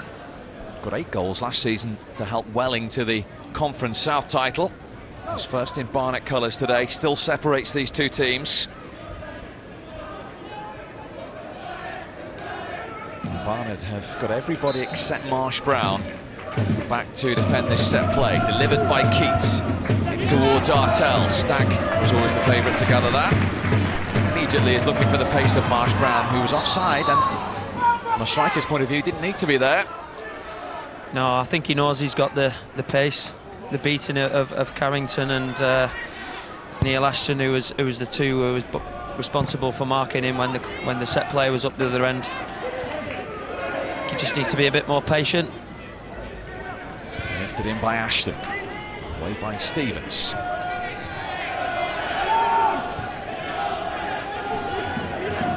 Artell. Strong header by Saville. Might be able to turn defence into attack. Well read by Wright. We've only one winner of that challenge. You were even pulling out of it up here. One winner out of a possible 4 in that challenge.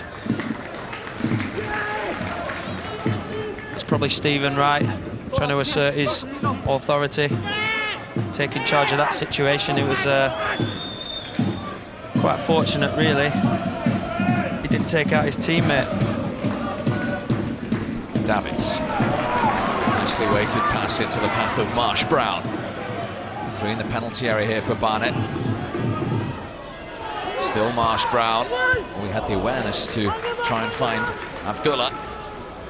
He's won it back though. This is Lopez. Oh, and he's overhit it towards Abdullah. Yeah, a little bit heavy on the pass there, Danny Lopez. Here's that challenge again. Don't wince when you watch it again. Yeah, I nearly jumped out the gantry here, but it was determination on his face there, only concentrating on the ball, and won the challenge magnificently. Davids in ahead of Bishop. Abdullah.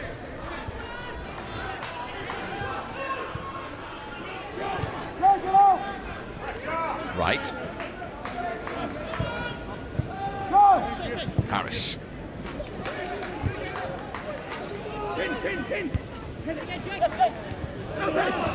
Lopez. No chances taken by Artell.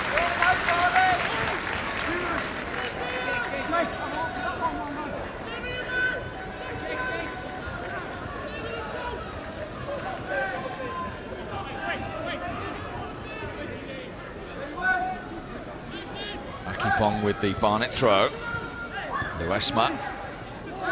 It's gone the home side's way as well.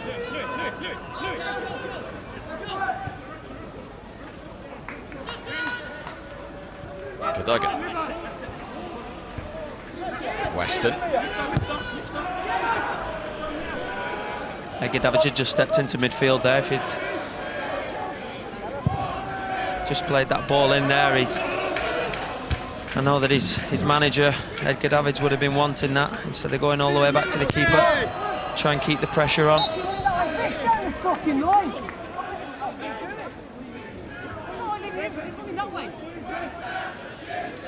29 games in the Football League last season. Sent off in 2 of them, as we mentioned, both against James Beattie's Accrington Stanley. He's been sole charge since December the 28th of last year when Mark Robson left the club. Central defensive role today at the age of 40.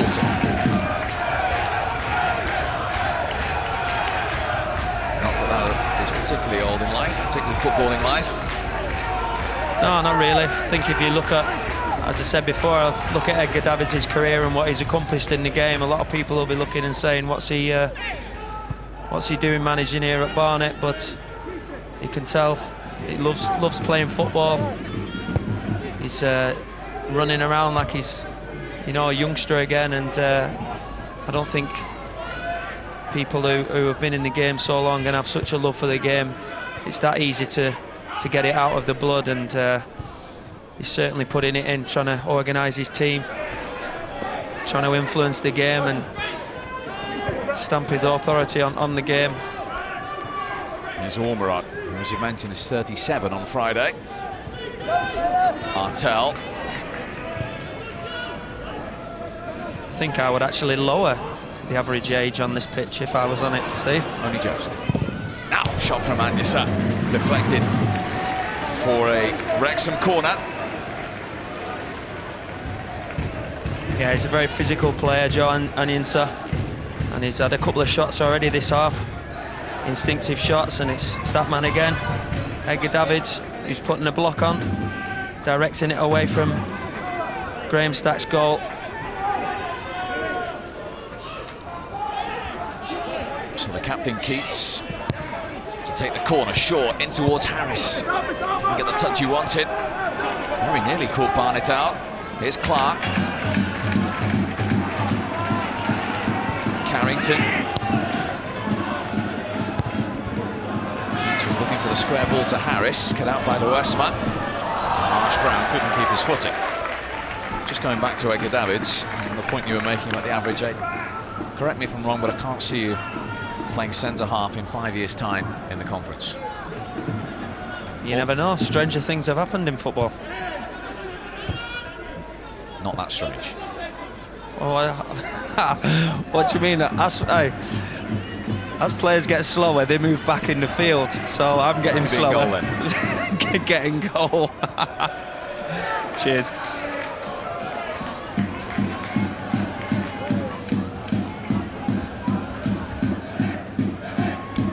No, it says a lot about his character, doesn't it? It's, as I say, had a great career, and it's very commendable what he's doing here at Barnet. And his team are still in front, finally poised. He senses the next goal could be rather pivotal at the moment. Yeah, most definitely. Both teams who believe that they can win it. Wrexham, who will need the belief more so, because obviously they're losing, but Harris lost out there to Weston. Abdullah, early ball, Marsh Brown's offside again. Yeah, it's just been a bit impatient, a little bit impetuous as a youngster. Needs to time them runs a little bit better.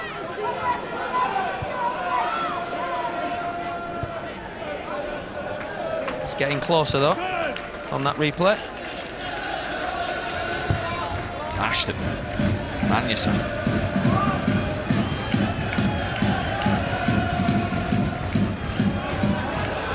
Wayward from Saville to his fellow left-back Ashton. Davids, Dolph's touch again, then cleared by David Stevens, the former Welsh under-21 international.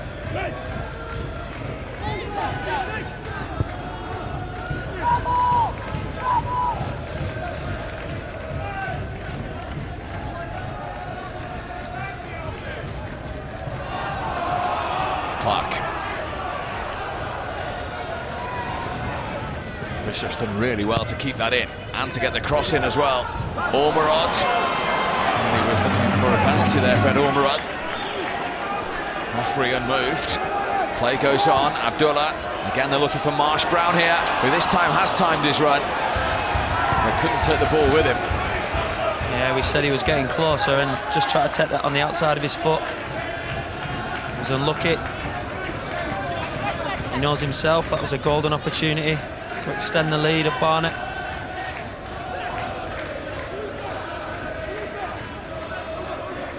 Barnet have drawn their last two. They're unbeaten in three. The victory was here against Salisbury by 3-1, having gone into that one on the run of back-to-back defeats. 3 points would be huge for either of these two. Given their recent trials and tribulations. Remember, Wrexham had taken just 1 point from 12 before Tuesday's win over Southport. But Wrexham have taken only 4 points from 21 away from the racecourse ground. Their solitary win at Gateshead. Here's Marsh Brown. Terrific defending from Ashton. Who then clears for Wrexham. Yeah, it was well marshalled. He knows it. Keanu Marsh Brown's got the pace, but stood up well, made the tackle at the right time. Carrington. Right was caught by Abdullah. Referee happy to let play go on because Wrexham in possession of the ball. Just looking for a little bit of inspiration here, the visitors. And again, Davids just brushes aside Anyasa. Again, the offside flag is up, this time against Danny Lopez. Saw the class of Davids there, though, didn't we? Yeah, I just think you just see his vision, obviously, to see the pass, but his balance here, look, for a 40-year-old man, you know, he's still a superb athlete, and these fans are getting behind it, and they show their appreciation for the player manager, and just see a little bit of class there from Edgar Davids. Trying to lead Barnet back into the league at the first attempt. They spent 8 seasons in the Football League before last season's relegation. Wrexham's change is imminent, and it is going to be Theo Bailey-Jones, the teenager, who's going to be introduced by Andy Morrell. Here's Luesma, given straight to right.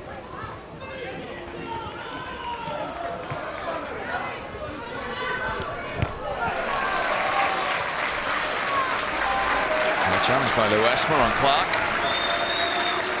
Yeah, the crowd's buoyed by Barnet up in the tempo. This change not a surprise for you, James, because just sense they need a little bit of inspiration, Wrexham, at the moment. Yeah, they do. They maybe lost a little bit of impetus up front, and I think the players are looking a little bit tired, maybe. They just go on and add a little bit more dynamism up front. Give him that extra option of a little bit of pace.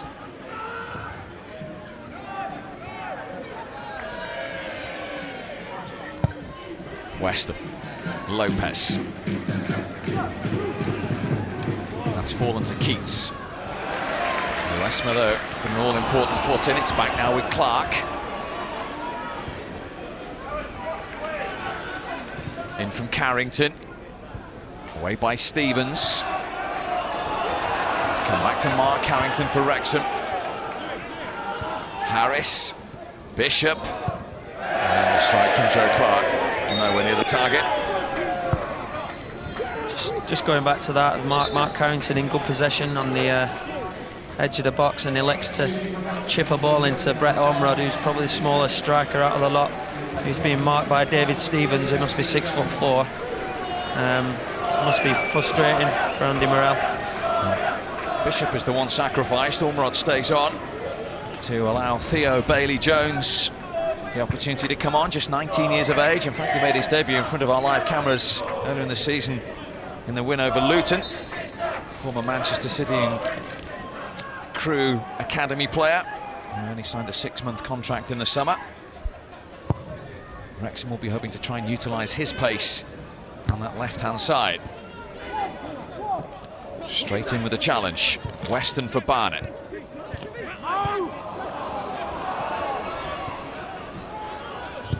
Ashton couldn't keep that ball in. The last time these two met were 5 years ago in the Football League. Paul Fairclough was the Barnet manager then. He's now the director of football, the England C manager, of course. He was in the dugout at Underhill. Brian Little was in charge of Wrexham. A lot has changed in that space of time. Andy Morrell was a Wrexham player and scorer that day against Paul Fairclough's Barnet. He wants to see a goal for Wrexham team now, though. Being introduced Bailey-Jones. Here's Weston for Barnet, going for goal. Denied by Coughlin. Yeah, it's a good save up by Andy Coughlin. Takes a slight deflection. A shot from Curtis Weston there. Just looking in there, I don't think there was anybody following him from Barnet. Here's Ormerod. He's managed to find Anyasa, who's gone for that far post.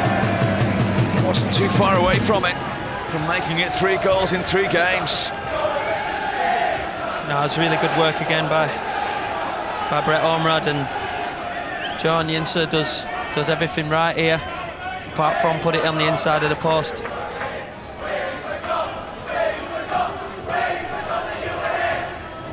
And that was the chance. Andy Morel would have been kicking himself, and so will Joe Inter. No, that's a huge chance in this game.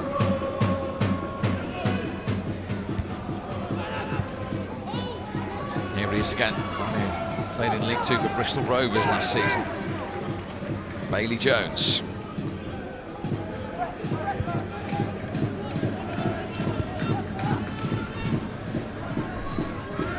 Stephen Wright.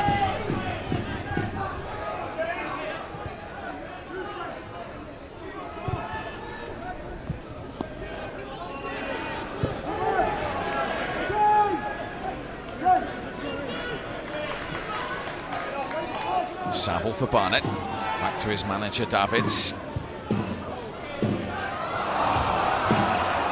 Rare misplaced pass from him. I think he was just trying to encourage Jack Saville to advance up the pitch, or just overhit the pass slightly. Ormerod. Oh, the offside flag is up again, much to Wrexham's frustration. Mark Carrington that time. Yeah, player who's on the touchline can see right across the line. Shouldn't really be an excuse for being offside there.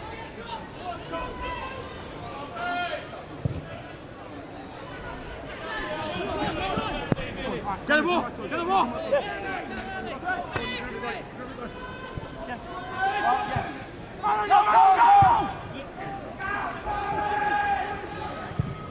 Huge clearance from Coughlin.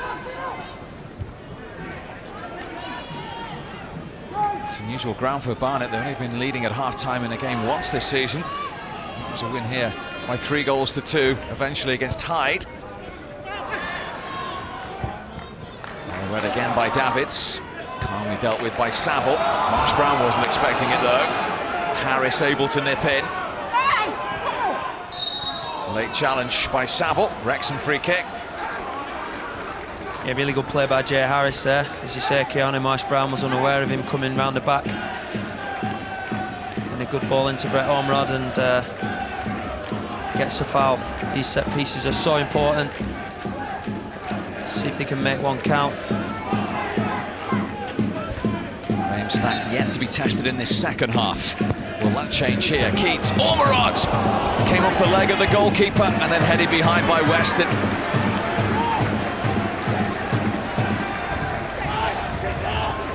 That's a great save. It's a great ball in. Ball's on target, and Graham Stack will have Brett Ormerod in his peripheral vision. Corner quickly taken, flicked on by Wright, back from Artel. Cleared by Abdullah, and Barnet survive. Far more promising from Wrexham's point of view. Back in by Clark. Away by Stevens. Bailey Jones.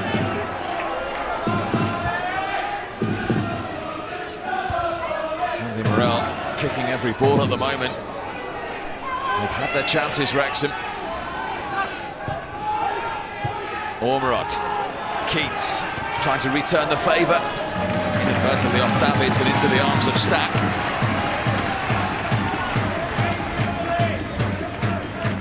Yep, Wrexham replying with a period of pressure of their own. And they were unlucky on two occasions here. Great flick at the near post by Stephen Wright. And it was the other centre-half, David Artel, that puts the ball back in, but agonisingly there's no one there for Wrexham.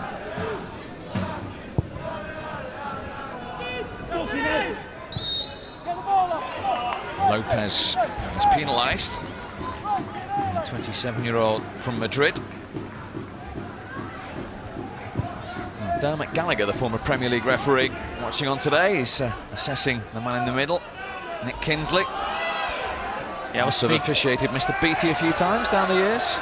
Yeah, I saw him in the cafe before, and he was talking about the games and that, and what he used to miss about the games, and he said to me that he missed the bit in the tunnel when the two teams were lining up and they were just about to go out, and he blew the whistle, and then they'd enter the arena and whatever it would may be, and he's here today, as you say, assessing the referee, and he's a nice chap, absolutely loves his football.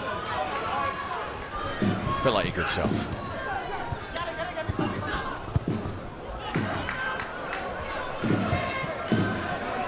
Stevens, we're inside the last 20 minutes now. Wrexham 4 points from 21 away from home. Can they pick anything up from this one?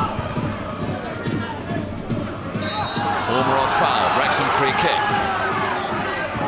Yeah, it was a foul.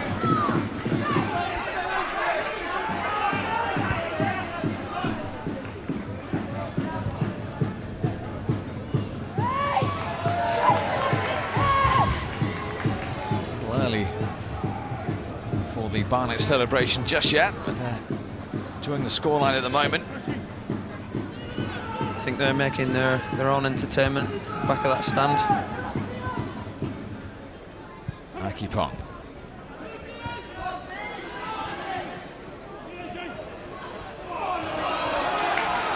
Luesma. Strong run from the Spaniard.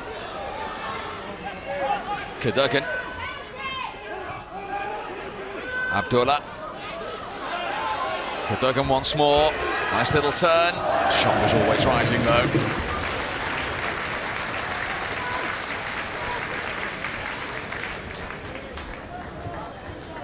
Yeah, it was good play, good ball. Give instruction. Nice little trick. And then just sent his shot into the training ground behind that stand. This game being watched by the managerial team from the league leaders, Cambridge United. Richard Money alongside the director of football, Jez George there. Richard Money, who drew at Chester 0-0 yesterday, brings his team to the Hive next month. A good look at Barnet. Yeah, be there watching the team, having a look at what they do with the set pieces, patterns of play, formation, doing the due diligence on an up-and-coming opposing team. Two of the next 3 home games, Barnet, are against Kidderminster and Cambridge. Here's Lopez. Marsh Brown. Lopez went for the curler. Coughlin had to be short. Yeah, he's been fairly quiet in this game. It's Danny Lopez, but you can see his quality there. He was waiting for the right option. People around us saying shoot, and he was just waiting for the right opportunity. As you say, could have been going wide, but Andy Coughlin made a good save in the end.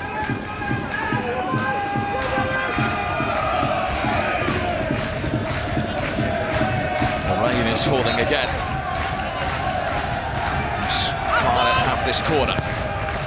Cadogan takes, headed away by Carrington.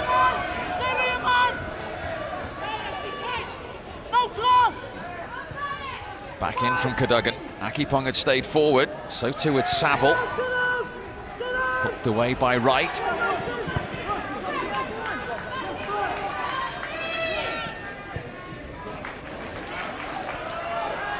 Abdullah.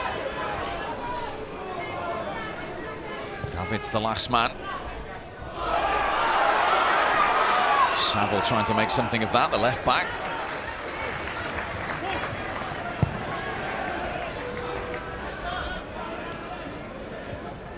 Iffy Allen is going to come on imminently.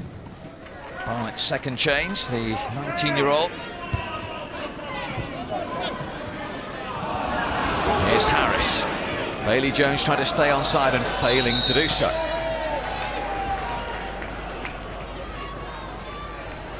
Yeah, another young man with tremendous pace. Tries to do the right thing, but Edgar Davids just stepping up in time.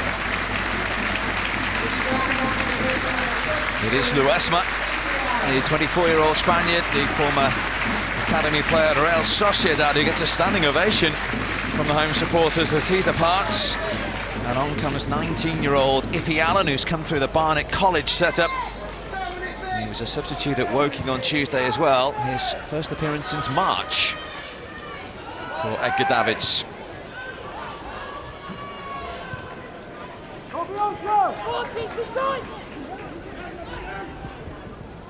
Keats.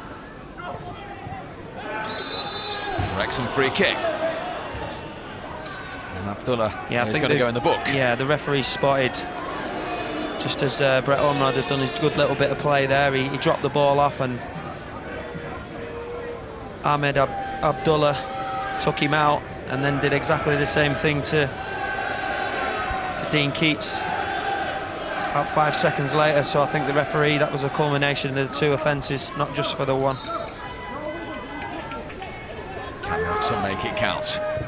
In from Clark. Too close to Graham Stack.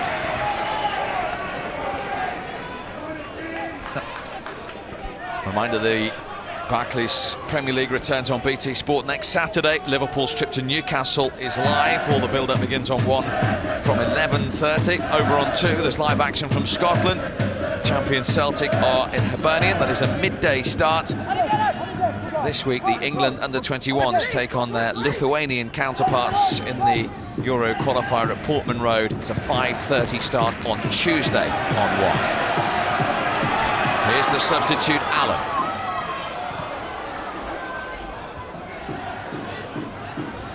Here's Lopez looking for Iffy Allen, who will get to this for Barnet, and then didn't show the required composure.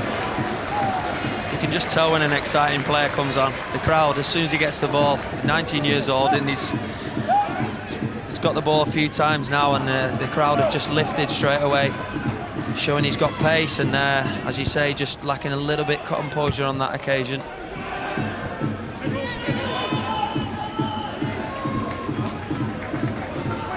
Wrexham, who won on Tuesday after 1 point from 12. Barnet, who've only won once in the last 8 games. That's the magnitude of importance of a win for either of these two teams today. Less than 13 minutes to go. Allen back defensively for Barnet, who now have the throw. Hasn't had the intensity of the first half, has it? But it's still there for one of these two teams to go and win. Yeah, it's definitely there. It's the onus will be on Wrexham though to go and get it, to go and try and force the equaliser, and then maybe go and get a winner. But for Barnet, they can't go gung-ho, because if they get caught on the break, then they'll be kicking themselves, and obviously the best man to give out those instructions and for the other players to know which team that the manager wants to play. He's stood right there and he's telling you. So he'll be instructing the players on how he wants them to do it. I think they can utilise the pace of Iffy Allen and Keanu Marsh-Brown, soak up a bit of pressure as they've been doing in this second half. Ashton's free kick headed away by Davids. Carrington in towards right. Then it fell to Artell. Oh, he's an unlikely man in that kind of situation. That was deflected for a Wrexham corner. Yeah, he didn't hesitate to take the chance on though, did he?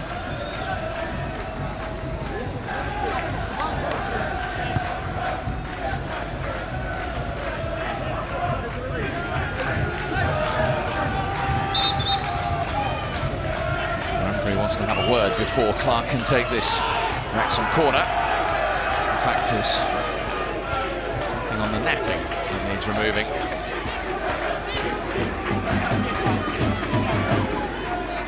Inflatable sheep.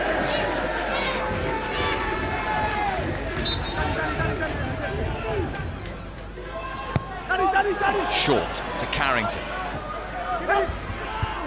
Came off ahead of the goal scorer, then Keats came in at the back post. There was no foul on Weston.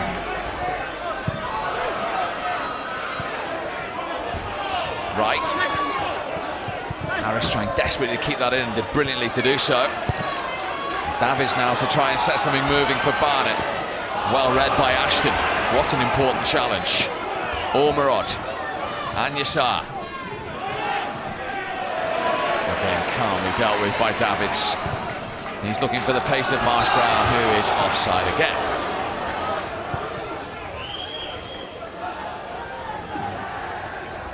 Yeah, he's not going to be happy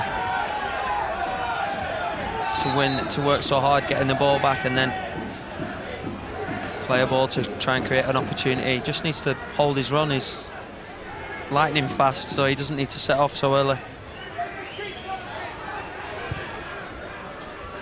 In from Ashton, off the back of Artell. Wayward from Keats.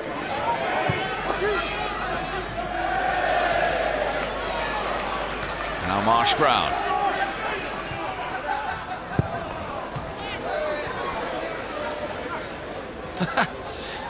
That was quite funny. The guy behind the window there cowered when the ball came up to when the ball hit the window. No need Smiling to be, about it. No need to be scared, mate. There's a double glazed window in front of you.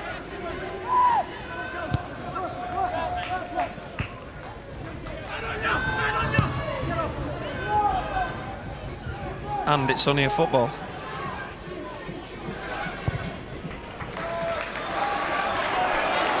Saville. Less than 9 minutes of normal time remain.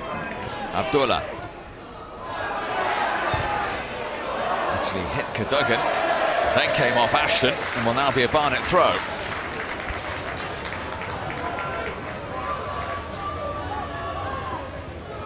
They're in no real hurry to take it. No, as I say, they'll probably be inviting Wrexham onto him and trying to utilise the pace of Iffy Allen and Keanu Marsh-Brown on the break, and even Kieran Cadogan.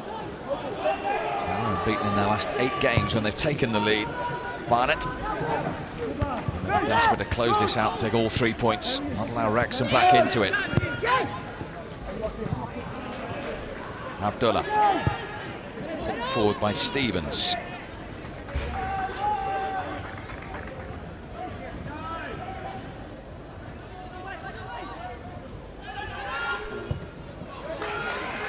Weston putting Keats under pressure. Now Stephen Wright. Ormerod's made the run. Off the head of Akipong. Ormerod, he'd seen Ashton. No one in the penalty area for Wrexham. There is now. It's Keats. Oh, and it's straight at Stack. That'll be the danger for Barnet. Inviting the pressure.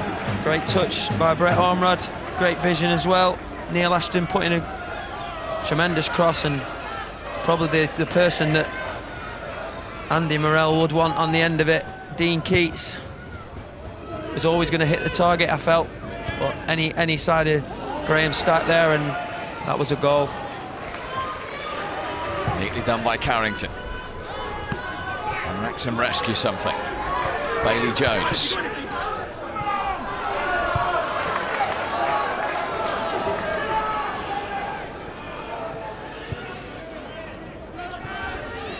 Wrexham have lost 7 games already this season. A team that have finished in the playoffs in this division 3 times in the last 3 years. Ormerod. Can he get the cross in? He can. Just over Clark, off the head of Abdullah. Akipong stood strong. It's come back to Ormerod. And driven across by Ashton, who, rather unfortunately for him, got the final touch.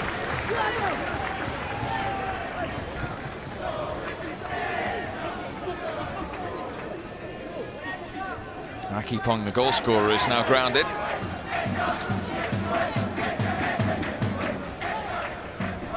Maybe just taking a breather, getting a breather for his side. Seems a long time ago, 7 minutes into the game, that he headed Barnet in front.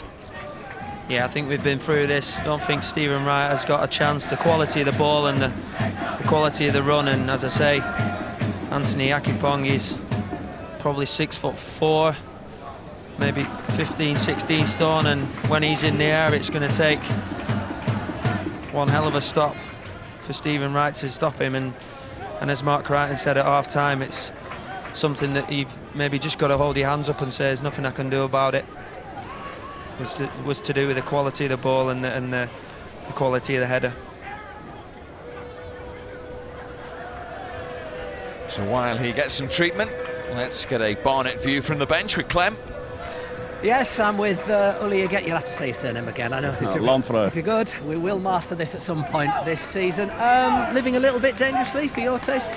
Yeah, it's the bumping up forward. We're a little bit under pressure, of course. And it's for them everything or nothing. And we have to keep a clean sheet. It's hard now, but we're still playing well. I mean, what do you do for these last few minutes of the game? Are you going to try and close it out, or do you go for it and try and kill it off? Now you try to close it down, and with a counter-attack to score hopefully the second one.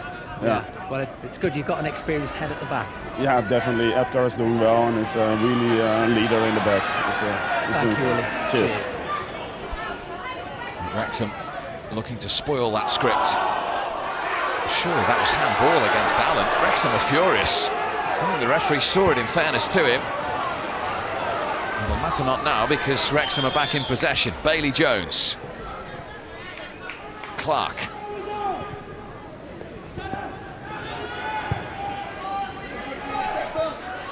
Carrington.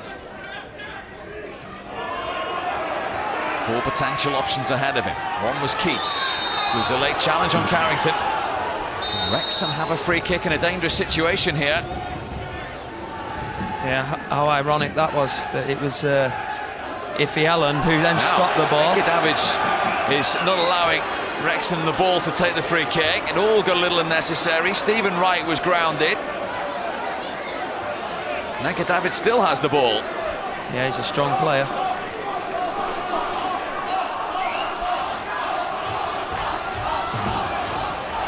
What happened with Stephen Wright there? The referee's now going to call his 2 assistants for some backup evidence. He can't have seen all of that. There is a card out. Committee meeting about to take place.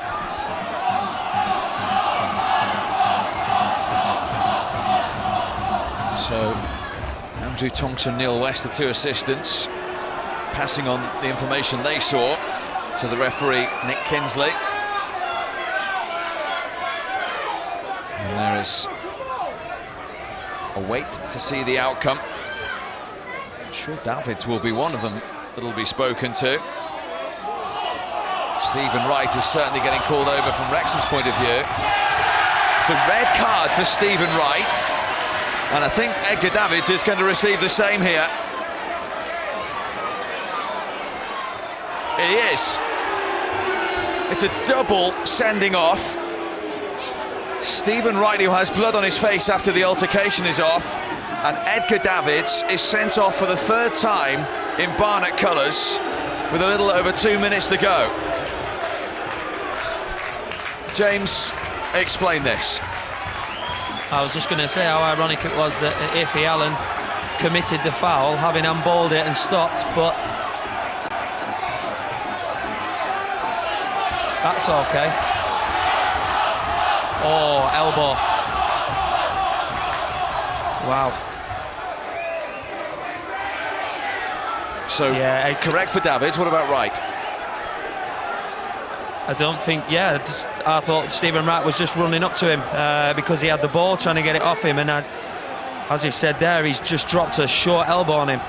And the he's got hold of the ball, continuing. And dropped his left elbow onto his face there. Unfortunately, that's Stephen Wright's 2nd red card of this season. He was sent off at Halifax as well. But the contact from Davids enough to draw blood from Wright. All a little unsavoury and unnecessary. He didn't want it. This is okay. This is fine.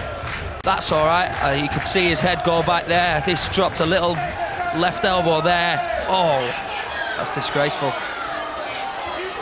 I don't mind saying that. There's no place on that there's no place on a football pitch for stuff like that. I don't care whether you want your team to win, you're the manager, you're the chairman, it doesn't matter. But he can't believe it. Stephen Wright stood in that dressing room. Sympathy for him? Well, definitely. Because he's desperate to win the game. And I believe that so is Edgar Davids, but as I say, it's no place on a football pitch for that. Nothing at all. And the elbow is a definite weapon, and you know, it's more seen to be used in the hexagon rather than on a football pitch. Well, double disappointment for Stephen Wright. Wrexham may feel justice would prevail somewhat if anything happened from this. The resulting free kick, which seems a long time ago. As we go into stoppage time, incidentally, they brought on Johnny Hunt, Wrexham, in all that as well, for Jay Harris.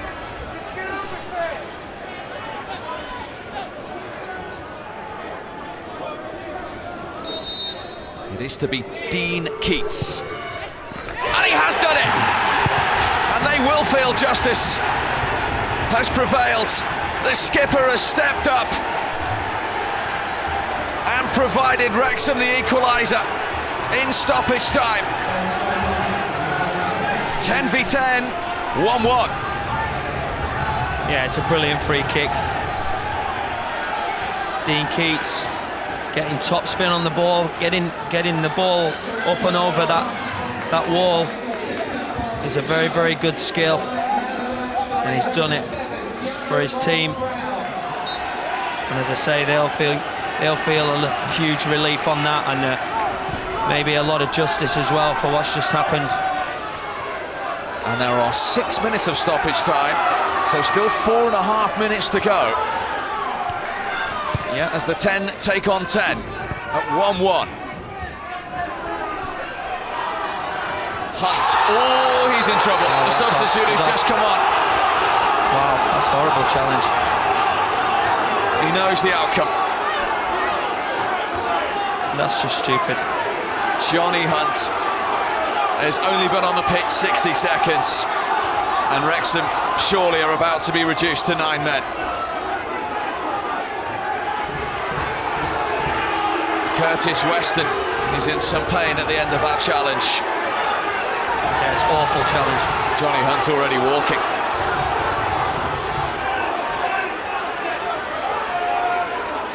There it is. Absolutely no doubt. I don't know what he's talking about.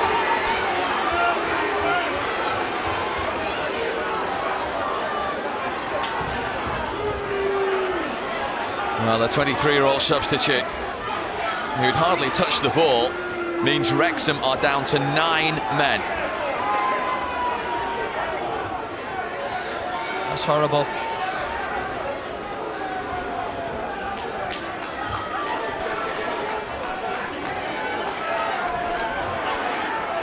So absolutely no case, is there? No case whatsoever. I don't know what he's talking about.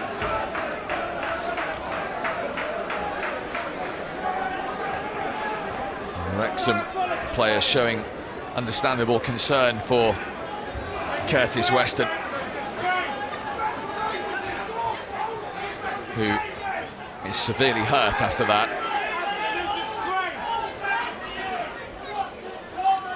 Yeah, they're putting the unfortunately, well, I think they're putting the frat pack there on Curtis Weston. Don't think his manager will be very pleased with him when he goes back in. Well, one red card was certainly harsh for Wrexham. The second one has no argument. And this is a very unfortunate sight now. The leg brace is on, the oxygen is out. Yeah, I could see there was blood on his leg just below the knee, and which is obviously where he's caught him. Giving him oxygen and stuff now, so it's not really what you want to see.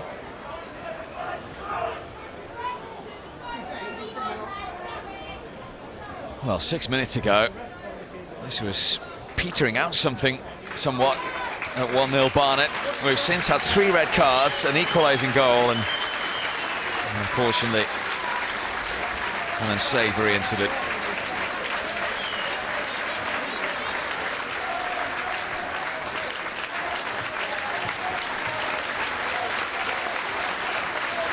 Well, that is a sight that none of us want to see. Warm applause for Curtis Weston. And James, we all hope that that isn't as serious as it might appear.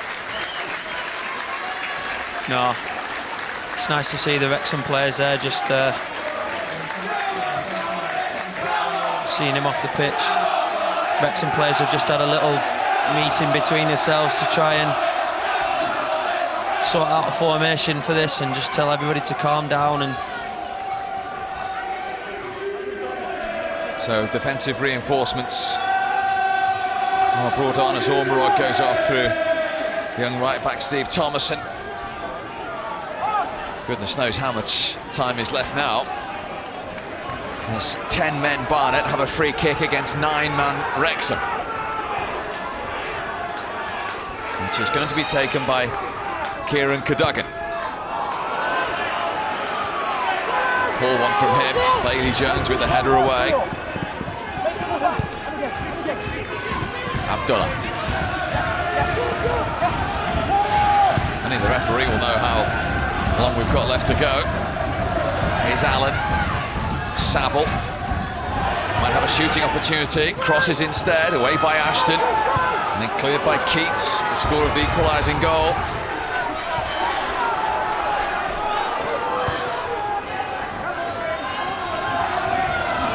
Obviously the 6 minutes have passed, but there will be numerous more yet to add on.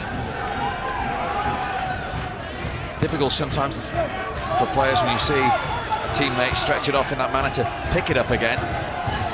Yeah, definitely, but I think you can see there that Barnet have committed people forward. They're going to go and try and win this game. And I think it'll be more of a case of Wrexham defending in these last few minutes. Playing 4 up front now, Barnet. Reminder, without their managers, with Edgar Davids sent off. Forward from Stack.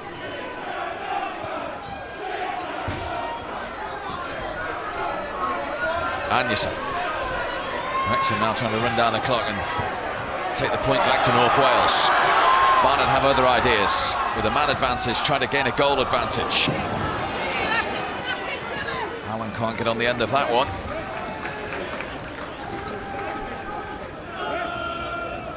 No, if Allen made a run from outside to in there, and Ahmed Abdullah just chose the wrong pass. He'll take the full-time whistle right now. Yeah, obviously he'll be just hoping they can shut out the game and take the point. But I say Barnet have committed people forward now, so they'll do well to see it out. As I say, 1-0 Barnet, 10 minutes ago. Not a great deal happening. What a 10 minutes. Certainly was. All sorts of incident, some unsavoury scenes, and a tremendous free kick. All in, well, some of the stuff we don't like to see in football, but you know, that's why we love the game so much, because it springs so many surprises on us. Is there any more twists left in today's particular tale? Forward by Akipong, towards Lopez, off the head of Ashton. No foul by Lopez, and Barnet play on, and then Coughlin is forced to make the save.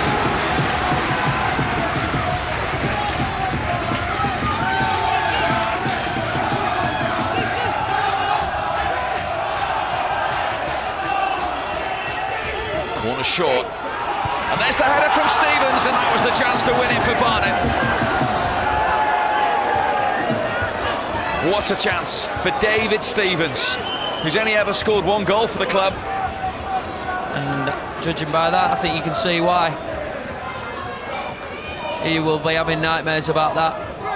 Wow. 4 yards out, virtually open goal, the chance to take 3 points for your team, and it's come off the side of his head and gone wide.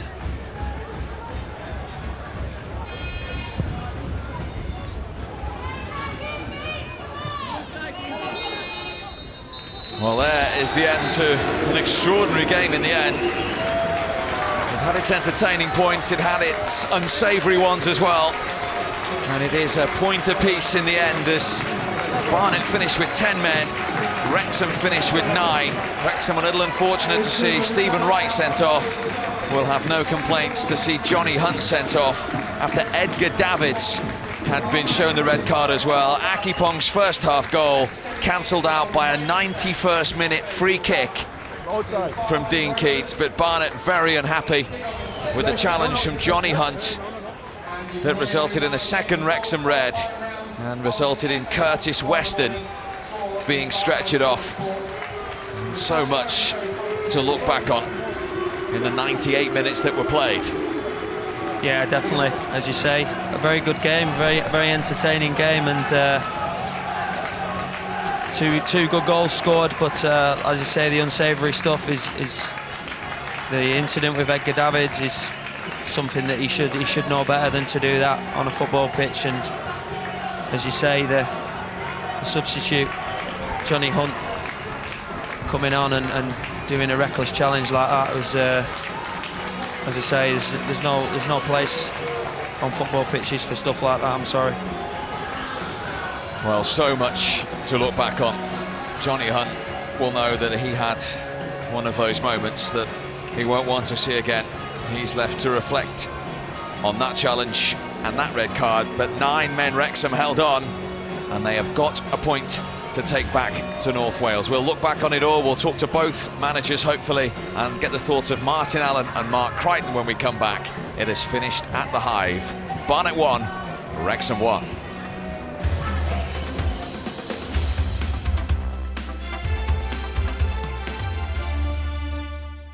Screen on League Football.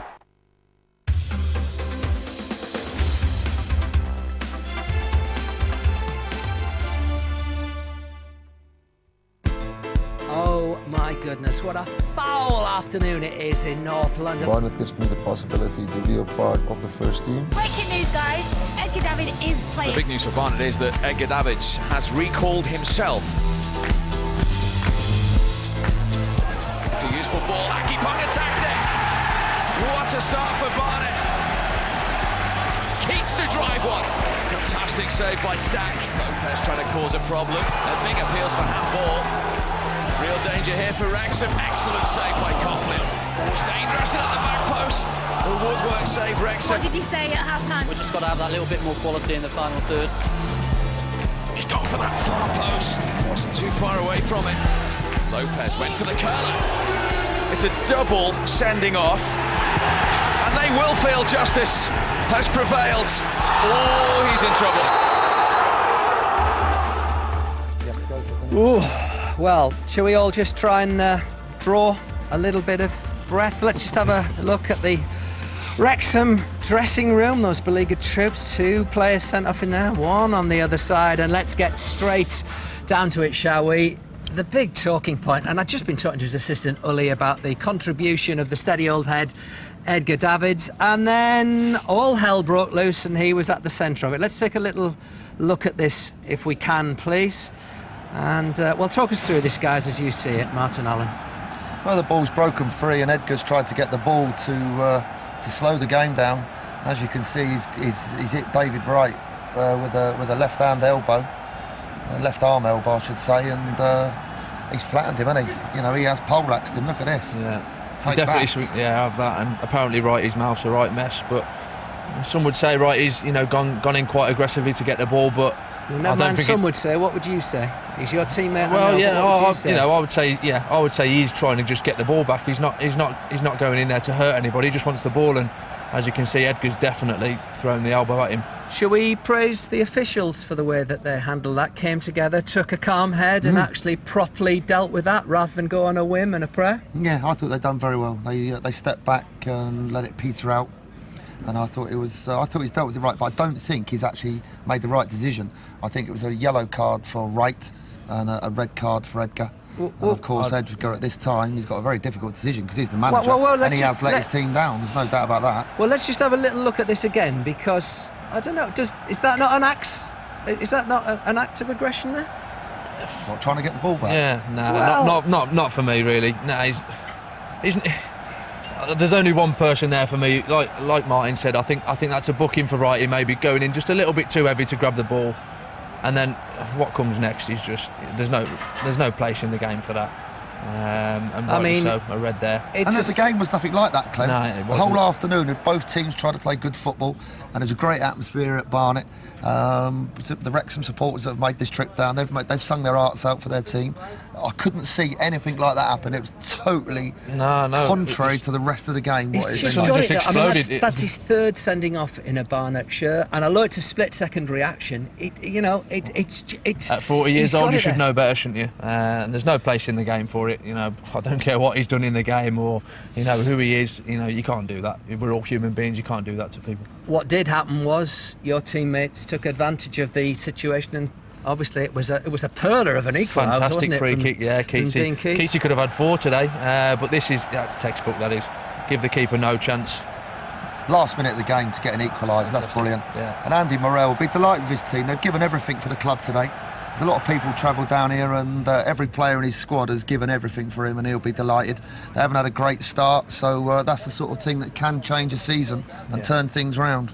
Guys, all credit to him. Edgar Davids is ready to talk to Helen Skelton.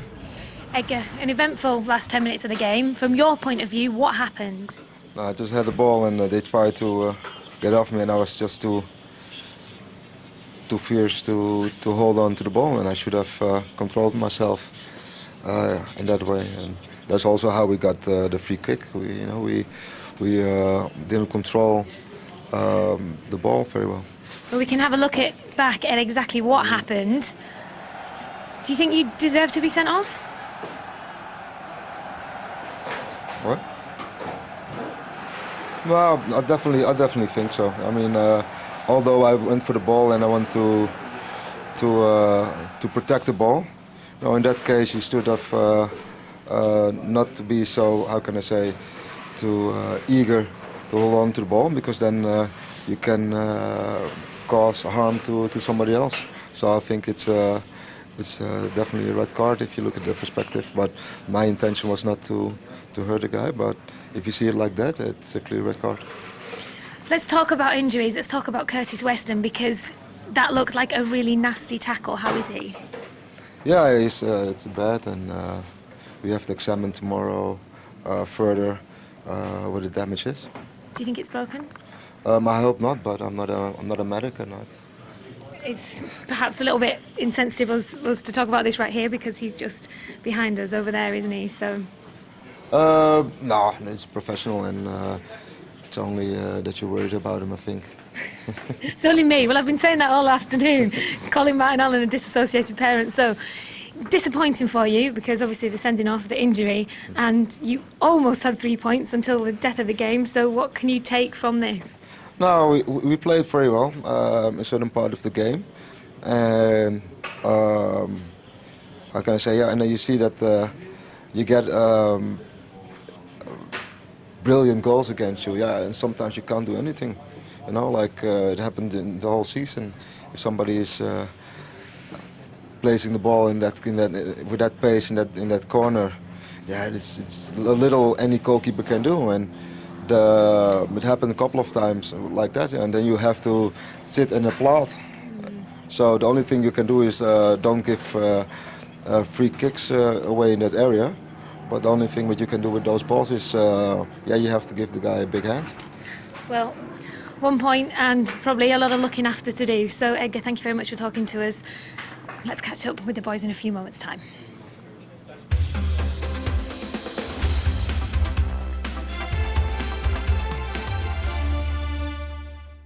Screw.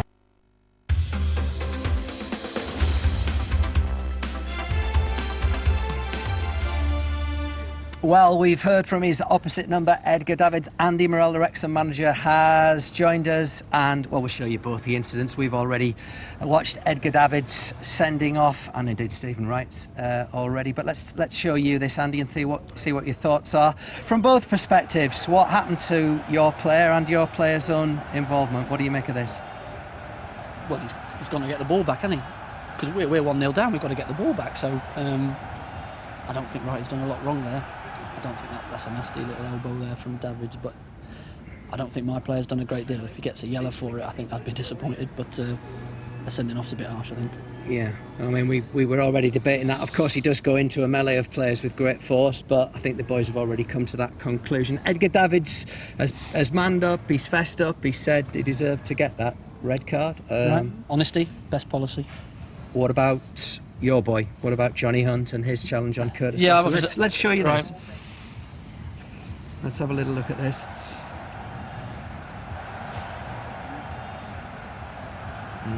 We're hearing it's a nasty one in terms of what has happened to Curtis Weston. There's actually, he's got a very nasty cut on his leg. Yeah. he's late on it, and he's late on it. He's new to the game. I think that's the thing. He's fresh into the game. It's getting into the pace of the game so quickly, and then I've worked with Johnny for 3 years now. He's not got a bad tackle in him, and it's well, just, excuse me, we've just seen one, so no. well, yeah. It's a late Apart from touch, that one, usually. yeah, it's just there's no intent there for him. He wouldn't specifically want to hurt anybody. He's just late, and it's unfortunately the lad's he's off to hospital. It kind of begs the question where this stuff comes from, because as we were saying before the break there, Martin, there was none of this in this match. We were, No. and his team were trying to get into it. It was get back into it, and all of a sudden this happened. It was a great game of football. It was entertaining both ends. Barnet were on top in the first half. Wrexham played very well in the second half, and then for the last 10 minutes it went crazy. And I don't think the boy Hunt actually went in to hurt him. I thought he was just late. The other lad that had been in the game, he is quick. Here it is again, look. Curtis Weston played very well, and all of us, all four of us stood here hoping Curtis Weston hasn't broken his leg because there's potential. I think the referee's got it right with a red card, but I don't think the boy actually's gone in with his studs to actually do him, if you know what I'm saying. Where are you with Stephen Wright and his? I mean, do you think that's worth an appeal? I do, yeah. He's seeing stars in there at the minute. He's all over the place. I think he said he was out for a little bit when he got hit with it. So I think, I'll have another look properly, but I don't see any reason why not to appeal that. Give us a little insight into how you tackle talking to the boys after a game like that, because there must be, jubilation that you did get a point out of this game. You got back into it, but obviously, you're faced with a couple of your players having been off as well. So how have you just dealt with that in there? First and foremost, you get the result out of the way, because the lads gave absolutely everything for us today and kept going.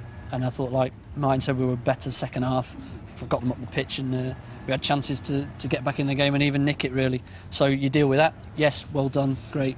Our disciplinary record is not great at all this season. It's been really poor. Don't know. We fine the lads for stupid yellers. You can't do anything about tackles. I want the boys to tackle. But it's just been bad. We surround the referee, which is a fault of ours that we do, and we need to get rid of it. We need to get it out of our game, and we will do. But like you say, the Reds, one's not justified, one is. I guess, Martin, the frustration when you're on the sort of run, the inconsistent run that Andy's team have been on, it does come to the surface with players. Oh, well, I was watching him. I was only sat 10 yards behind him. And the jubilation and relief, I guess, on the Wrexham bench when the free kick went in. And then I saw their faces when, in the very last second, the centre-back of Barnet had a free header from 6 yards, and it missed the post by 2 inches. And if that had gone in, this place would have erupted. And of course, the Wrexham bench and dressing room and supporters would have been travelling back to North Wales very, very sad, well, let's upset have a and look disappointed. At this. And this is how it can be in a manager's job. He's got to score. He's in the middle of the goal. It was 3 yards, it weren't 6 yards. Either side of Andy Coffer, he's planted. He can't do anything about it. And he should score. It's poor from us, but we've had some bad luck. We've had some bad luck over the past few weeks. We play Salisbury, the same guy in the same situation. He scores a scorpion kick against us. So it's behind him. He backheels it over his head, and it goes in the roof of the net. So he does another 100 of them. He doesn't do it again. So maybe we've had a little slice of luck there that we maybe deserve at the moment. You just need to click, don't you? You just need to get on a little. We're not far away. Listen, we're not far away. I think our performances haven't really got what points we should have merited, but that doesn't take the fact away that we've not been as good as we should be. So we will keep going. We'll work hard as hard as we can on the training pitch. We'll get a few of our injured boys back, which we are doing now. As long as they're not suspended, we'll be right. I appreciate you joining us. Thanks to you two, and indeed to Helen Skelton, Steve Bauer, and to James BT. So it's Liverpool against Newcastle, BT Sport 1, Saturday 11:30 kick-off. We're next back on Thursday night, Macclesfield against Southport. Look forward to seeing you then. From all of us at The Hive, goodbye.